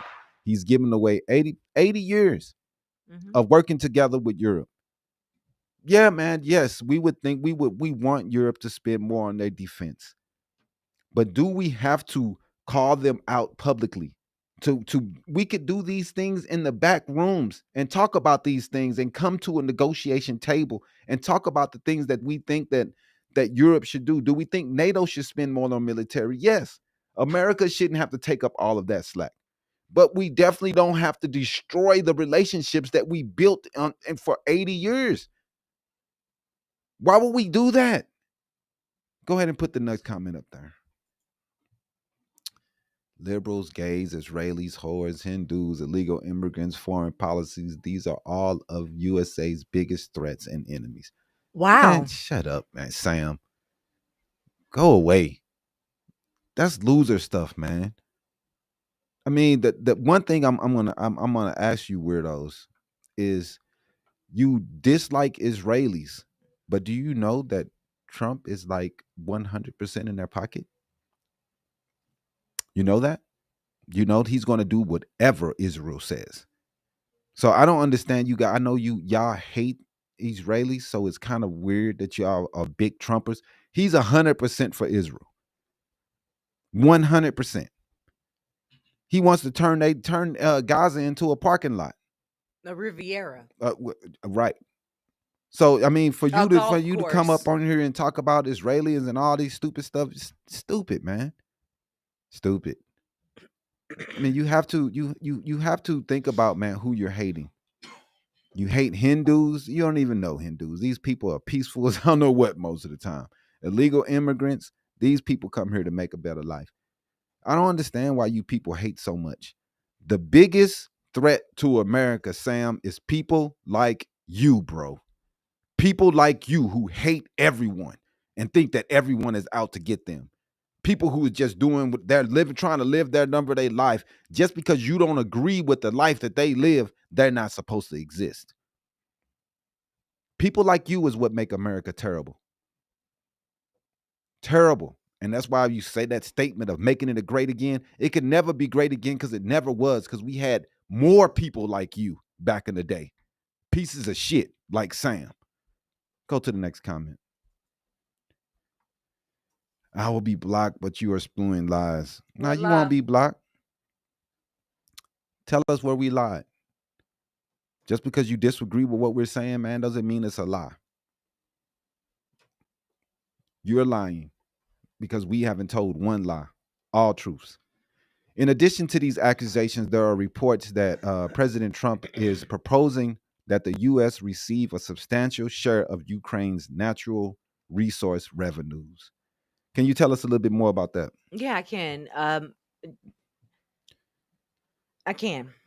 The details in the report indicate that President Trump is demanding that the U.S. receive 50% of Ukraine's revenues from critical minerals, oils, and gas, ports, and infrastructure. This proposal is framed as reparations for the financial aid the U.S. has provided to Ukraine during the conflict. A draft contract outlining these terms has been sent to President Zelensky, which is causing significant concerns in Kyiv. Kiev. But Kyiv. yeah, man, it's crazy. It's crazy that this is how we do a friend, that we've been trying so hard to make sure that Russia doesn't take it over. Zelensky is in a situation where he feels as though he has to deal with Trump because he doesn't have many other options. And Trump is taking full advantage of the power that we have and the need that Ukraine have for us.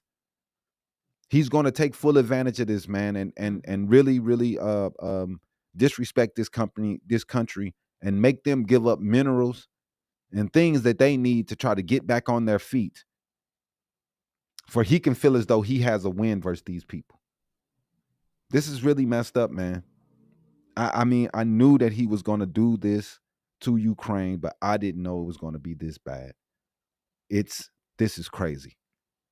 So, how has President Zelensky responded to these demands? President Zelensky has expressed that while Ukraine is open to discussions, any agreement must be fair and respect Ukraine's sovereignty.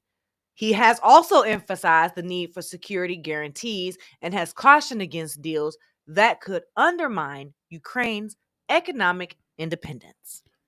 Oh man, we're trying to cripple them economically. That's what this would do. This would cripple them economically.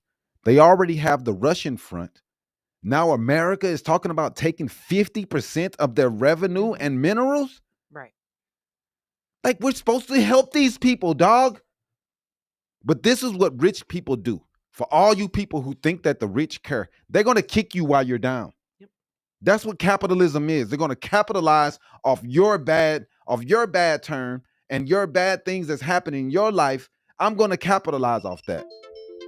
Yep. So what do? Go to live studio real fast. Yeah, you just have to.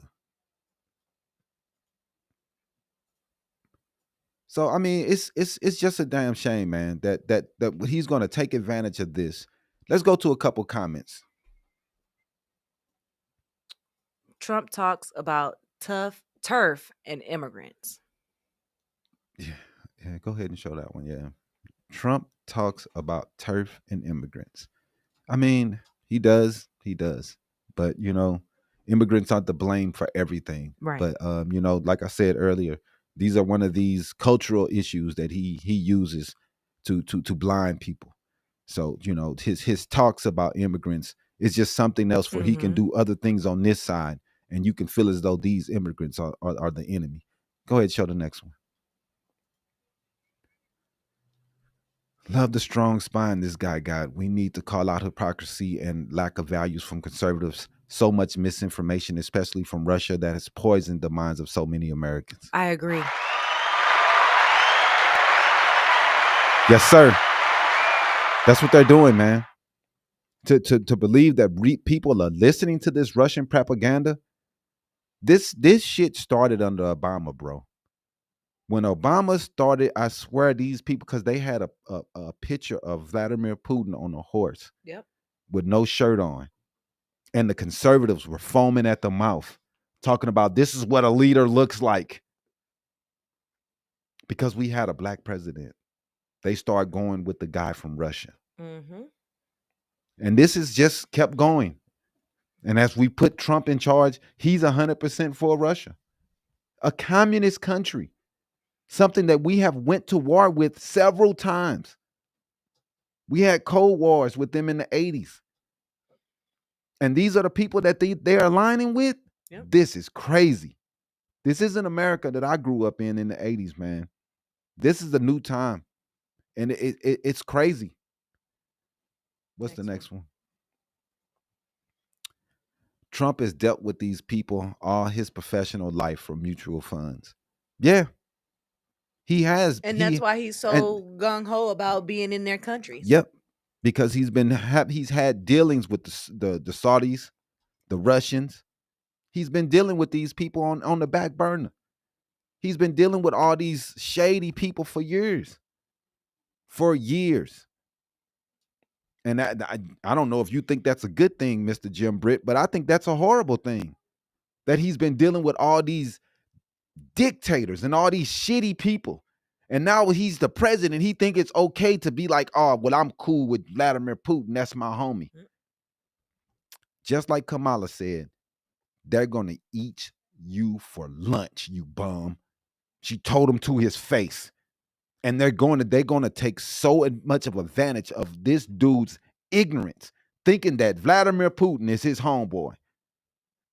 We're all going to learn the hard way. But Vladimir cares about power and power only. He doesn't care about President Trump. He's going to use this dude like an old diaper and throw him away. Take his load in him and throw him away. Because that's what this dude is doing. Trump is not smart enough to see it. But this is what's going on. Go to the next comment. Trump is a fire hose of lies every day of his damn life.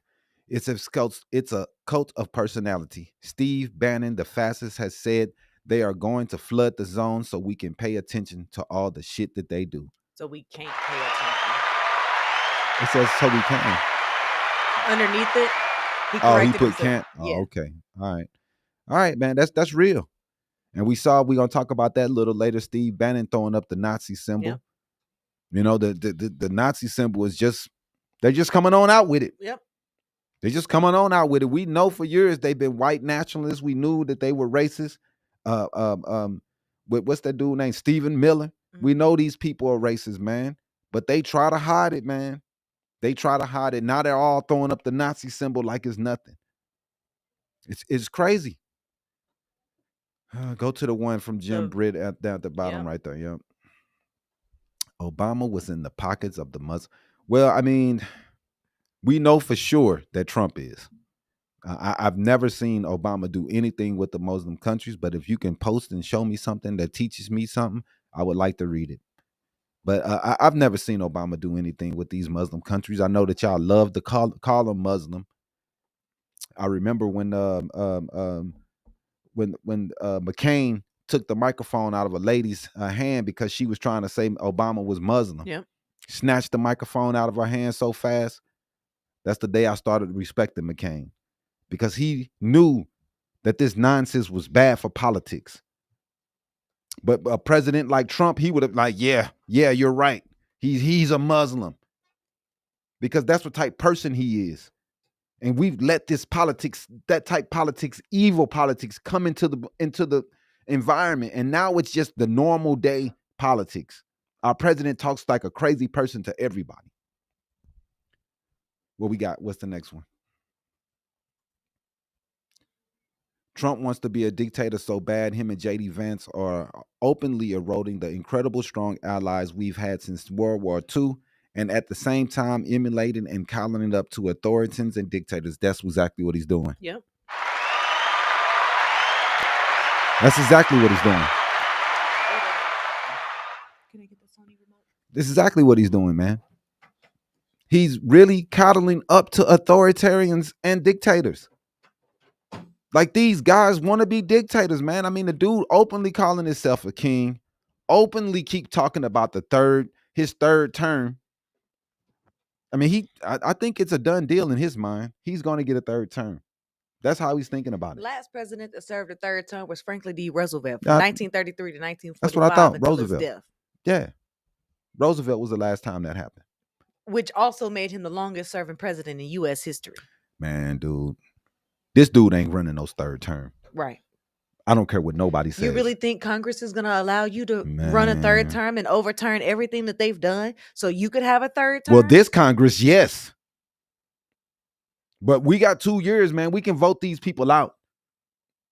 We got to get these people out of Congress and the Senate, man. We got to vote, because these people are making this dude a king. And Congress, they're not doing anything. They're not going. I wonder how they're going to be able to pass this budget that they're trying to get passed. Right. Because they can't do anything. They can't come together on anything.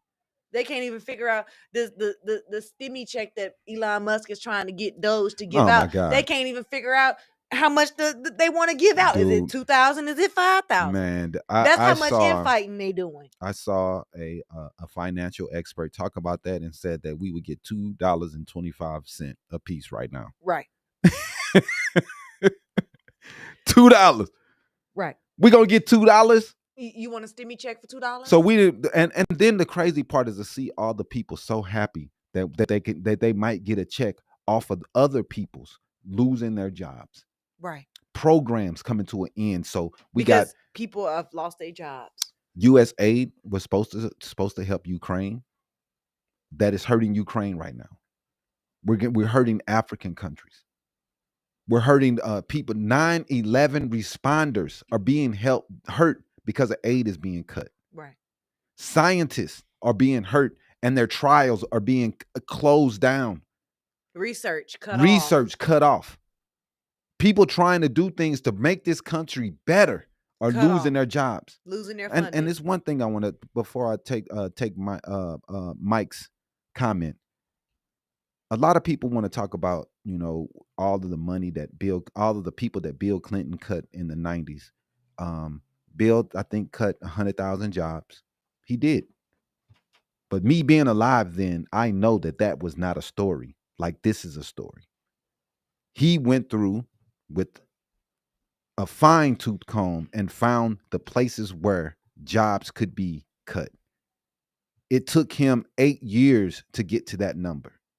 And he did not come out cutting people day one, cutting programs. He fired the people on the low ski. He took care of it. And this is the guy who had a surplus at the end of his presidential term. He had money in the bank. And who messed it up? George Bush fucked it up. But anyway, he did it right. And he did it, and he let go of people, and people were let go of the government. They were let go with respect. They were given time to get their things together. This dude is firing people, and people don't even know if they're going to get fired. Yep. They're getting emails. They're waking up to go to work today, and they're scared that they get a email at the end of the day and say this is your last day. These people are terrified. And there's so many people who are ready and willing to take money from Elon Musk on the back of these people getting their jobs cut.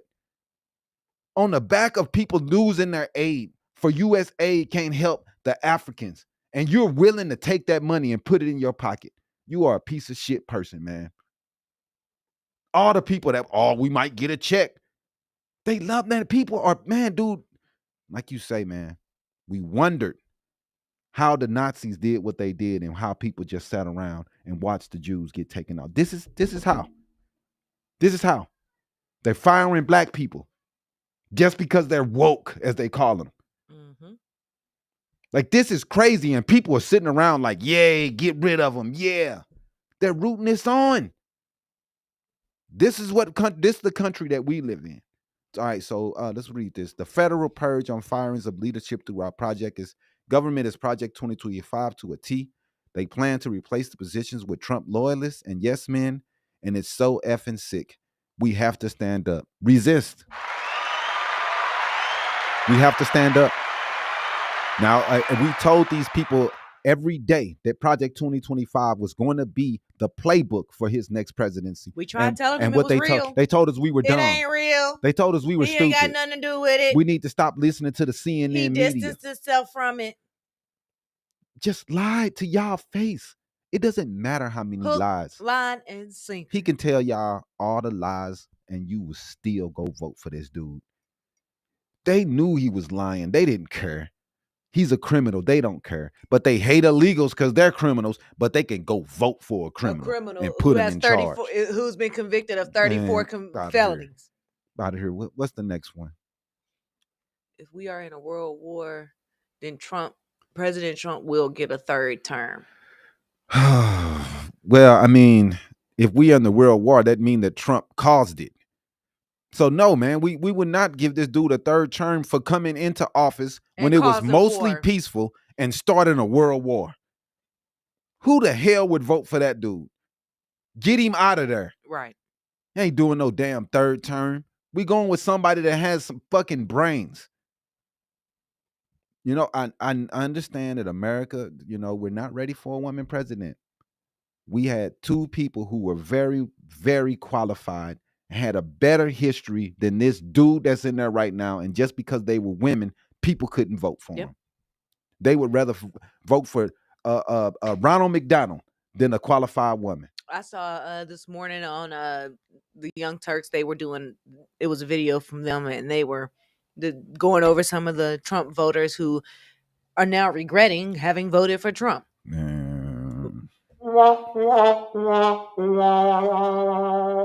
One of the ladies in the video was like, you know what? Why the fuck didn't I just pick Kamala? I really voted for this dumbass shit. Man, I'm going blue. oh my goodness. Let's put that comment up of Robert Brown saying when Trump was in office. That one right there. When Trump was first in office, Switch. What was that? The only time we were not active. That is, you're wrong. You do know that the Ukraine was invaded while Trump was in office, right? You do know that, right? Like y'all say anything. Do you do any research? Do you look at anything, or you just say whatever that Trump said? That is incorrect. You are wrong. Goodness gracious, dog. Biden started 5 wars with different Man, countries. if you don't know man, what you get up talking out of it. You don't know what the hell you're talking about. You're 100% incorrect. What war did America start? The only thing that happened is Hamas attacked Israel on October 6th, 7th, whatever the damn day is. You can't, and then Ukraine was invaded by Russia when Trump was in office. For you to act like, oh, this was all Biden's fault because somebody else invaded somebody else, it's craziness. It's craziness. We blamed everything on Biden. That's why we got this that we have going on. I mean, we got to stop it, bro. Let's go with the next comment. When Trump was, I already saw that one. We do need a woman for sure, just not the devil. Y'all so ignorant. Hey man, we've had 2 qualified women run for office, and both of them, for somehow y'all called them the devil. Not only that, Y'all called both of them. Y'all called Hillary the devil and Kamala's the devil. They're the evilest people ever, and the evil person is in the White House right now. Here's my question to these dumbass. Why won't the Republicans run a woman? Because why you think? There have been several women under the Republican ticket that have ran for president, and ain't now one of y'all said, let's run with this woman Republican. They're not going to run with a woman, a black person. So for them to say that the devil, that's you being ignorant. Man. Because Republicans ain't finna run for no woman. They never ran a woman. They never ran anybody but white men.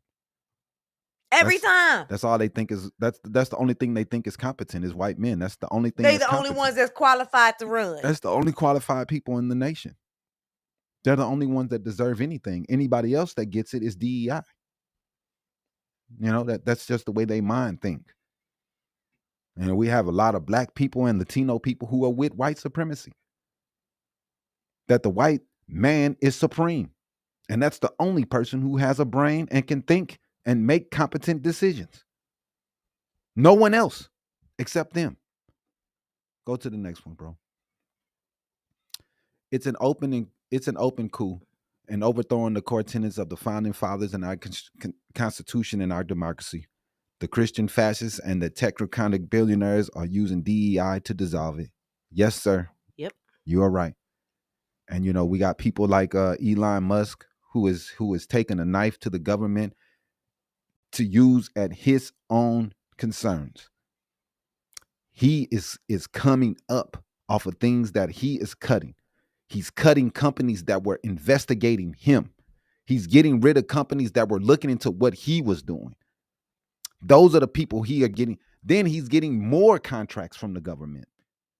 This dude he's already the richest man in the world. And he's coming in and taking even more money to put in his pocket. Yep. Like, I just don't understand what we are doing. All right, we got to move on though. So, what are the broader implications of President Trump's stance on Ukraine? President Trump's approach marks a significant shift in U.S. foreign policy, moving from traditional support for allies to a more transactional relationship.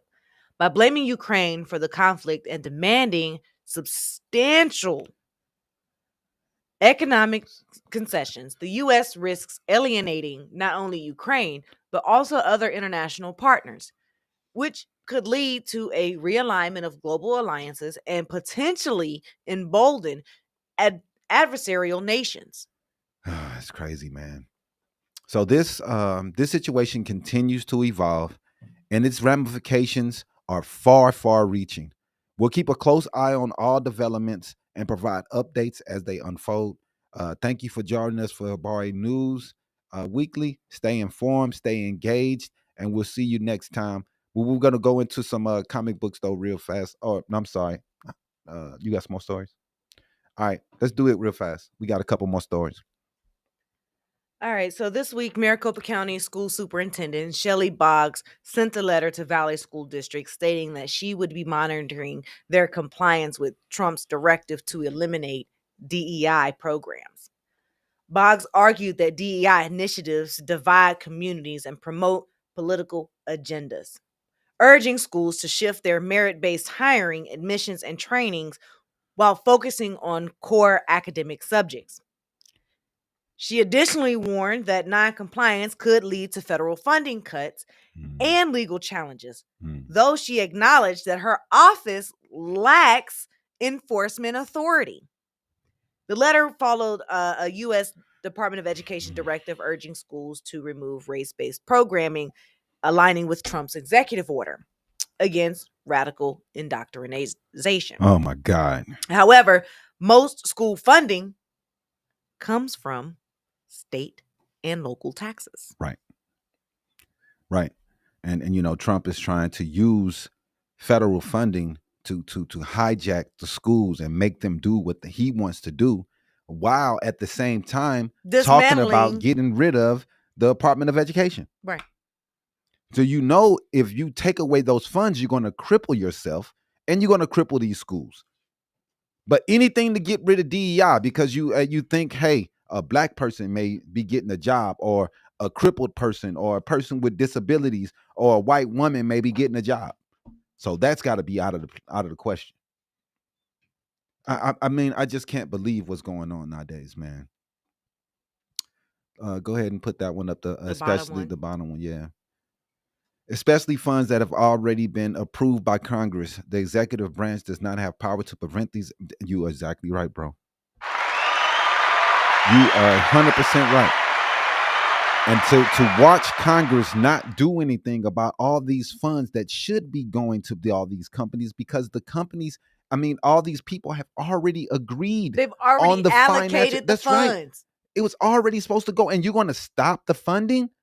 That should be illegal, period. And Congress knows it's illegal, and they are doing nothing about it. Nothing. It's just unbelievable. Right. And it's sad. And then now we're going to have this lady in Arizona who's going to be monitoring to make sure that schools are complying with DEI. With the DEI. So how are you going to do that? But you also acknowledge that your office does not have the ability or capability to monitor said compliance. How do you monitor DEI? Oh, you got a black person hired. You're still doing DEI. Like, what are you going to do? How are you going to know if someone is DEI? How are you going to know, dog? Like, it's so fucking ignorant. What the fuck are you going to do? If they got a black person in there, so why did you hire him? Well, he's qualified. So he's black. What's going on? What are you going to do? How are you going to fucking make sure that DEI is not put in place in the workforce? How are you going to do that? And I say it all the time to people. It's already illegal to hire someone just because of their race. You can't do that. It's already against the fucking law. It's been against the law since 1965. How are you going to say that these people are being hired because they're DEI, especially if they don't have a DEI group anymore that are making hires and making decisions, trying to be more equal. You've already shut that down. So how are you going to make sure that a company is not being DEI? Right.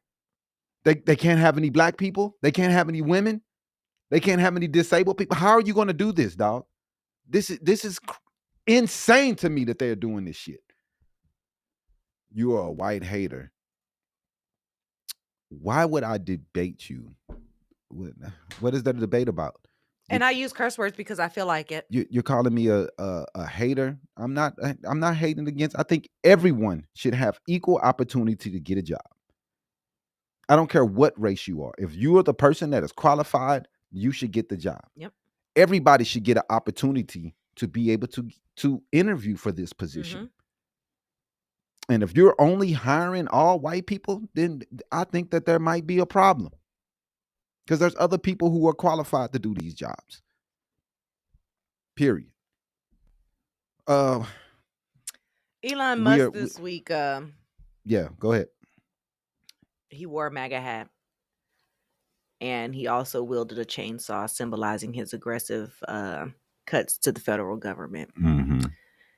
As the head of Trump's Department of Government Efficiency, Musk led sweeping agency closures, budget cuts, and massive layoffs. While popular among conservatives, his actions has sparked backlash from public and lawmakers, including Republicans, concerned about the cuts that are vital to programs like Social Security, health research, and nuclear safety. Oh my goodness. Some GOP members support the downsizing, but others warn that the downsizing does have harmful effects. Definitely.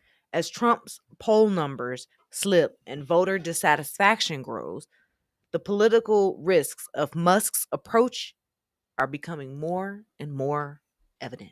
Now let's run this video of a town hall and all the people that were upset about the cuts that are being proposed by the Republican president.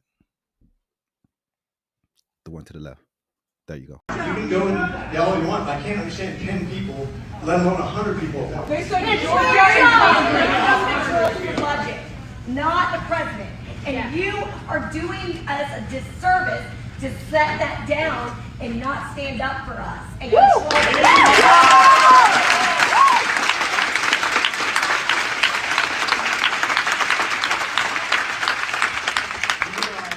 lot of this stuff will be litigated.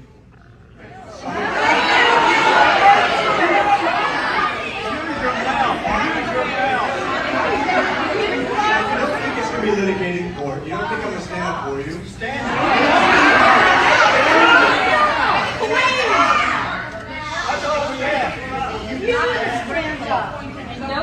So we're going to have a town hall, and I'm going to go and stand in front of you and take your questions and try to answer them as honestly as I can.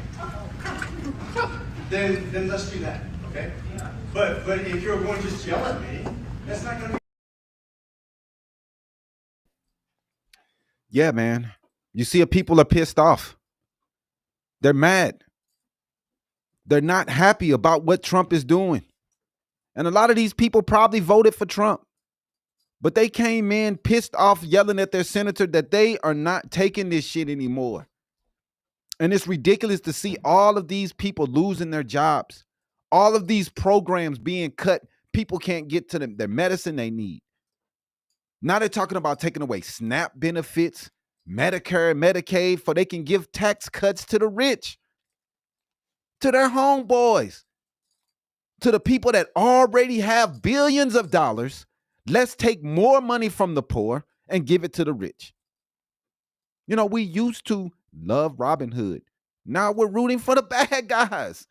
I have never seen such a shit. We're rooting for the people that's stealing for the poor.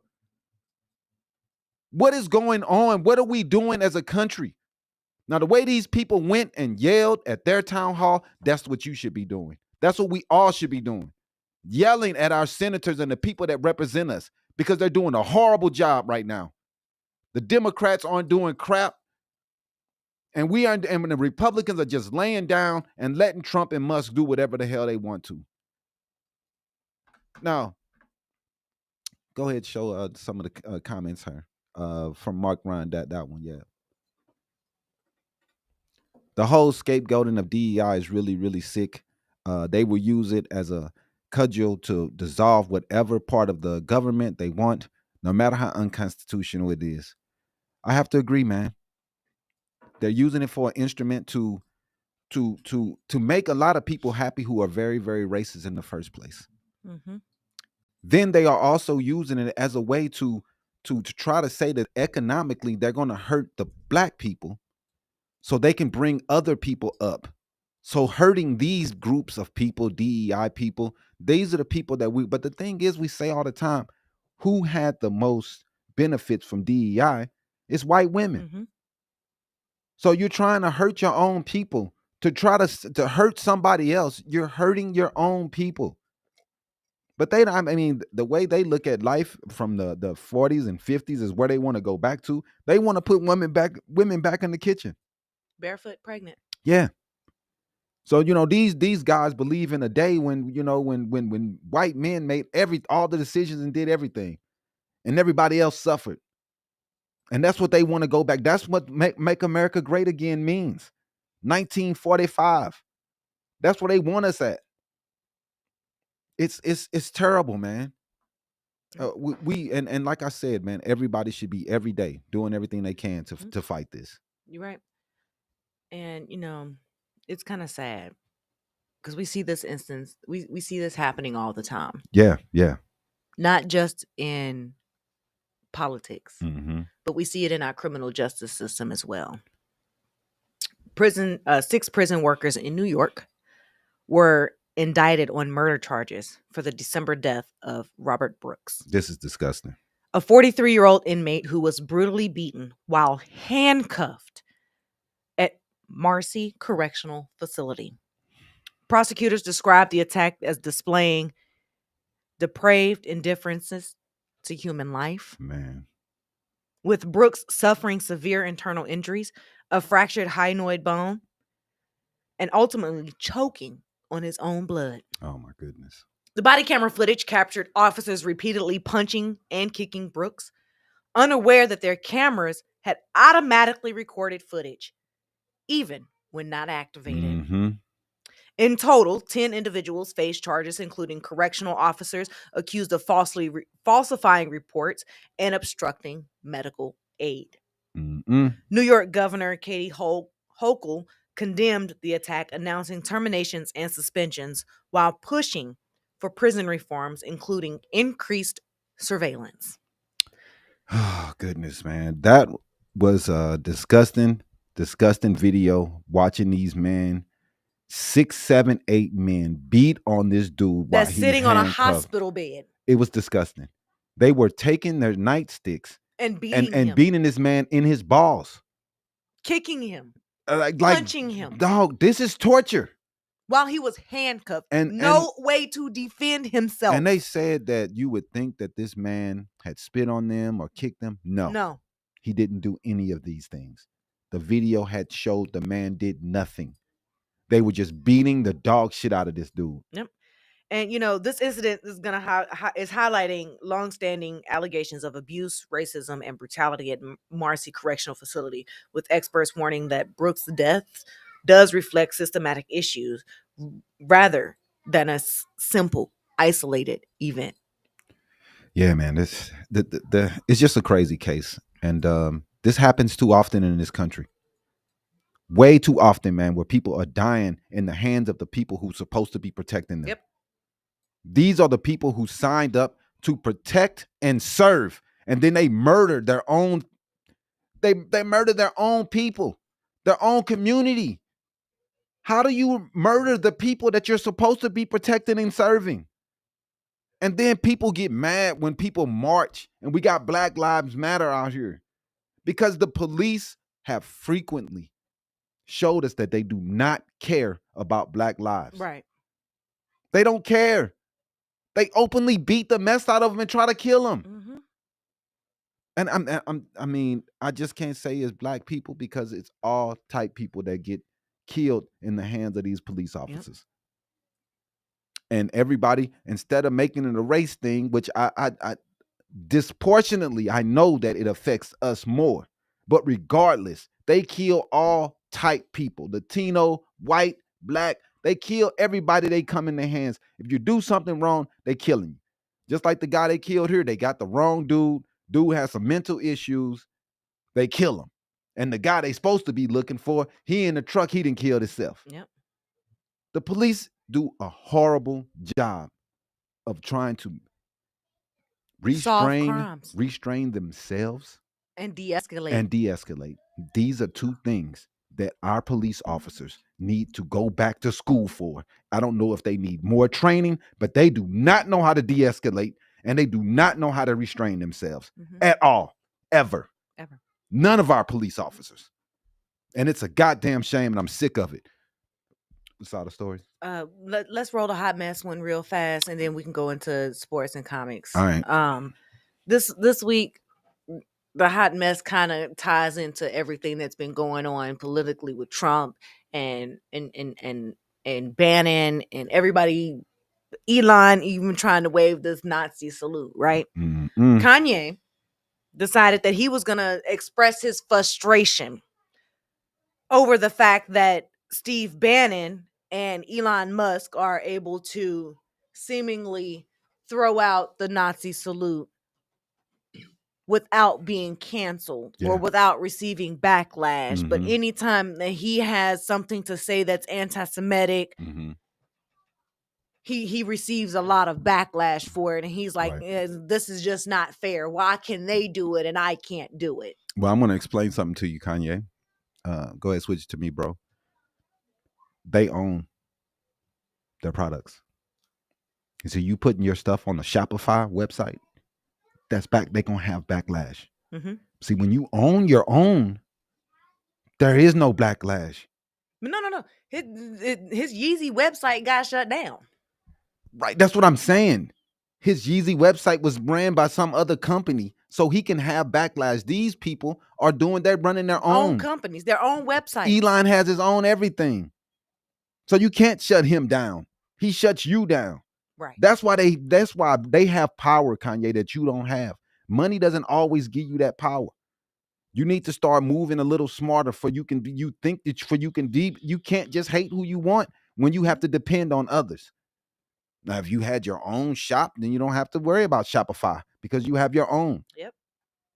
And then you can say whatever you want to. You got your own Twitter, social media site. You can say what you want to. They can't take you off the social media site because it's yours. This is what Kanye had to say on X. He wrote, "White guys have all the fun." Shortly after he reflected on his past use of Nazi imagery. You're not white, bro.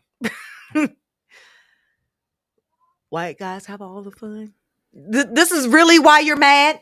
No, because he want to be racist. You want to be like them? Yes, he wants to be when he wish he was them. And this is why he is a part of white supremacy and that's why he wore shirts that says white lives matter. Right. He thinks that they are supreme. And he wants to be one of them. You know, you can't rage hate. You know, when you don't have any power, they can rage hate and get away with it because they have money and power. And you're just someone just trying to be them. They are them. They don't like you, bro. So you can try all you want to. You're never going to be one of them. No matter what you do, how much you lay down to them, how many White Lives Matter shirts you wear, you're never going to be like them. A wasp. They're never going to say you're one of them. Period. So you can keep trying, bro, but you're going to keep failing. And all of you brothers that's out there thinking that you're with the white man and they're with you and you're equal to them, yeah, right. You will find out one day what they really feel about you. Period. And that's the running with these racists. The Republican Party, the racists of the Republican Party who outwardly lets people know how much they do not like them. All right, man, let's go into sports real fast. I'm going to run through this. Yep.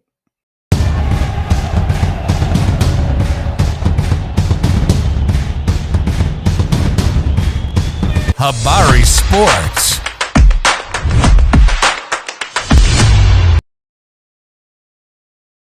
Sports, your go-to for all things basketball and beyond. I'm Damon Ellison. Like always, we got some of your hot topics to dive in for today. So, man, we're gonna talk about this All-Star game. Welcome to the Habari Sports segment. Let's dive into the latest NBA updates. Let me see what we got going. The Phoenix Suns struggle continue. They're garbage, man. The Phoenix Suns faced a tough 120-109 loss to the San Antonio Spurs last night, marking their fourth consecutive defeat. Notably, the Spurs secured this victory without their star player, Victor Wembanyama, who is sidelined for the season due to blood clots in his right shoulder. We hope the best for Wembanyama. Hope he gets well soon, man. Those blood clots are really serious. They ended the career of Chris Bosh. And I just hope that brother get together. But De'Aaron Fox stepped up impressively for the Spurs, scoring 26 points, including a crucial 11-point streak in the final minutes. The Suns, despite having Kevin Durant and Chris Paul fighting on the court, couldn't halt their losing streak. And boys, man, I don't know, man, anymore about them, man. We're not good, man. So NBA All-Star Game, man, viewership declines. It's just haven't looking good, man. The NBA All-Star Game, they had some recent changes. They haven't resonated well with fans. Most of the people complained about the commercials and the stops, so people did not like the All-Star Game. The introduction of the 4-team tournament format led to a significant drop in viewership, with only 4.7 million people tuning in, down 13% from the previous year. LeBron did not play. I don't know if that had any significant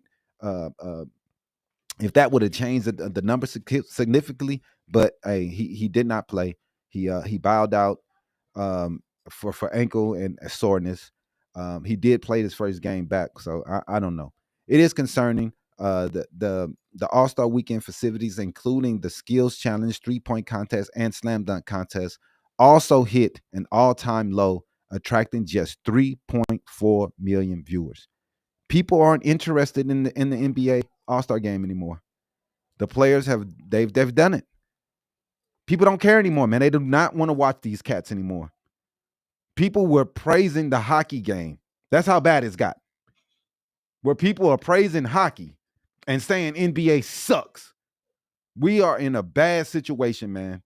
And these NBA players all they do is disrespect the old heads. Them players couldn't play. Nobody want to watch you. You talking about how great and skilled y'all are, but nobody wants to watch y'all. LeBron whole career, nobody wants to watch him. The ratings have been stinking ever since you became the face of the league. I respect LeBron. LeBron is great, man, but dog, when you think about the things that have went to shit on his watch, the All-Star Game, the dunk contest, the only thing that's great are the 3-point, because Steph, he makes that fun. But all the Ja Morant, all these cats who don't want to go to the dunk contest, I don't get it. Zion, like we should have had Zion and Ja Morant out there, period. But nobody wants to do it. LeBron, the first superstar to be like, I'm not doing it. And everybody have just followed. The slam dunk contest should be ashamed of themselves. We let a dude from the G League win 3 years in a row. And no one is trying to stop him. They don't care. Like most of the time, you be like, dog, somebody gonna stop Matt McClung. We gonna put an end to this. Nope. Nobody's doing anything. Like, it's just the last decent one we had is when Gordon and Levine was going versus each other. And they went against each other twice. Those were the last two good dunk contests. Other than that, for the last 20 years, it's been boo-boo. Straight garbage. And it's been horrible to watch. The slam dunk contest, Matt McClung, he's repeated victories have sparked debates. While his athleticism is man, dude can jump. He's doing a good job. He jumped over the car, unlike Blake Griffin, who jumped over the hood of the car. Dude can jump. But some argue that the event lacks the star power that it once had. The absence of marquee players has diminished the contest appeal. Fans yearn for the days when top talented showcase their creativity, making the event a highlight of the weekend. Man, do you know what the dunk contest used to be? And now it's just straight trash. Reflecting on the All-Star Game's legacy, many fans feel that the NBA All-Star Game hasn't been the same since legends like Kobe Bryant graced the court. The current lack of format, perceived lack of player enthusiasm, have led to a decline in interest. The game's competitive spirit seems to have waned, and fans are noticing. The league may need to revisit its approach to rekindle the excitement that once surrounded All-Star Weekend. I think we do need to go to the USA versus the world like hockey is. I do agree with everybody saying that. I think that's the number one thing to do. All right, man. Let's do the comic book corner before we can get up out of here. Yep.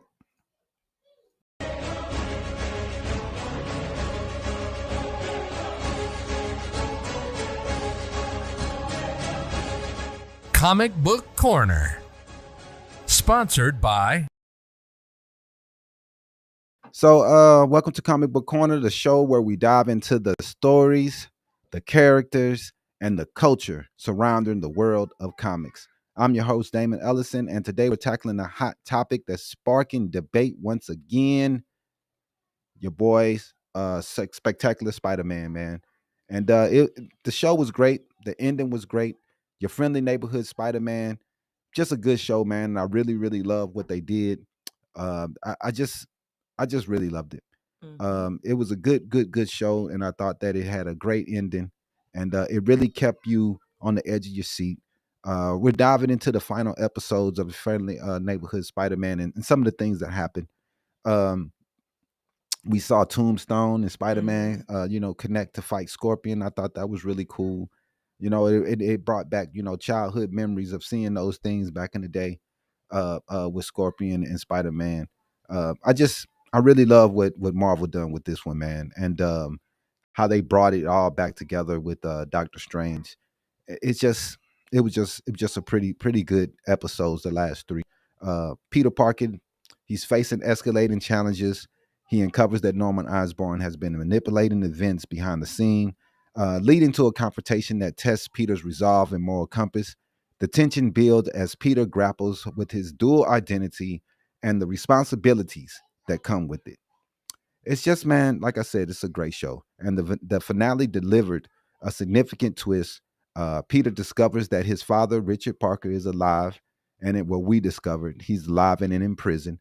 This revelation adds profound layers to Peter's journey and to the next season that's coming up. We do know, like, I think they said they're going to bring in Gwen next year. Yeah. So that should be pretty dope. Traditional Spider-Man lore, and this is setting the stage for a lot of future storylines, man. So I thought the reception of the show, man, has been great. Critics have praised the series for its character-driven storytelling and fresh perspective within the Marvel Cinematic Universe, and that's what a lot of people were mad about. That so many changes.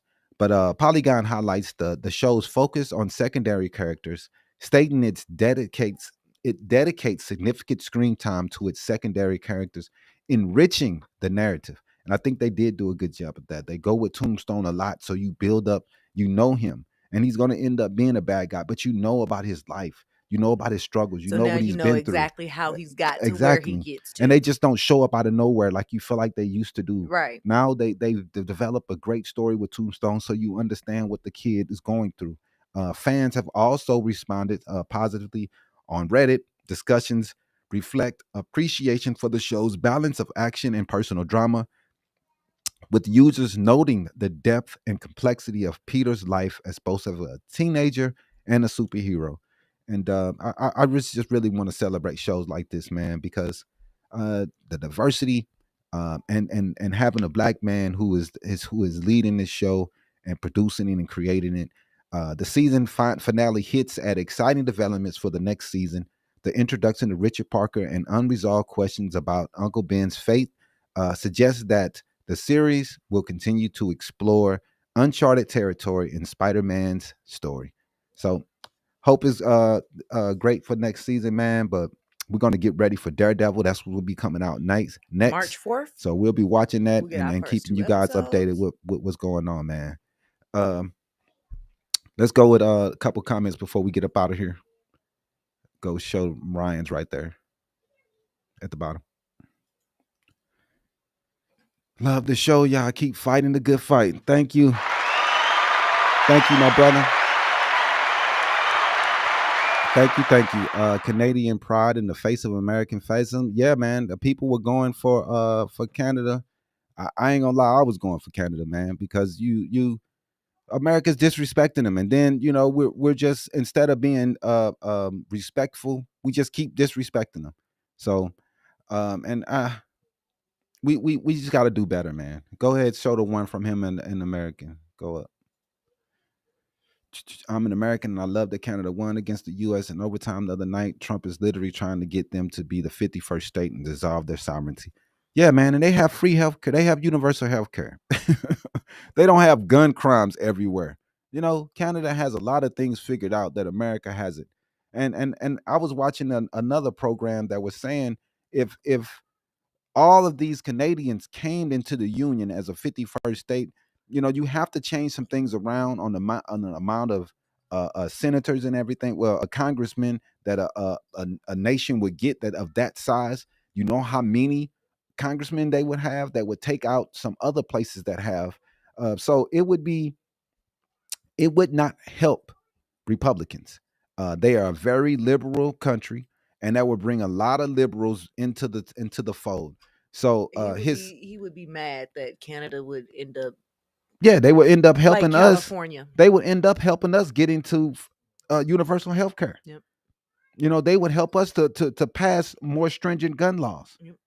There would be a lot of things that Canada would help the country move forward on, because we're stuck in the dark ages on so many things. So, I don't think Trump really wants that, but hey, if he does it politically, this would hurt the Republicans. Definitely hurt them. But all right, man. Make sure to follow, subscribe, and become a part of what we're doing here at Habari Live.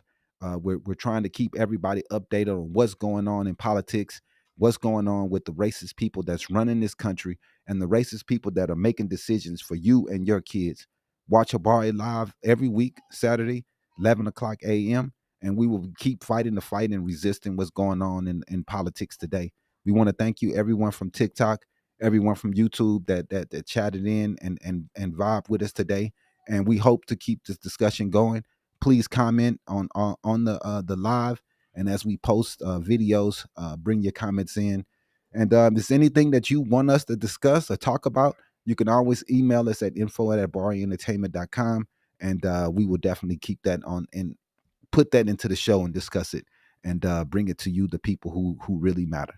All right. So thanks for watching today, and we hope to see you next week. Holla, holla. Peace.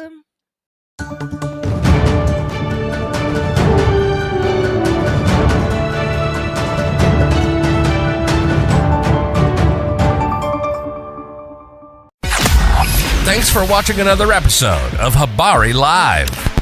Make sure to subscribe to our YouTube channel and get updates on news, the podcast, and more. Follow us on Facebook and Twitter. And don't forget to visit www.habarientertainment.com. See you next week. Peace.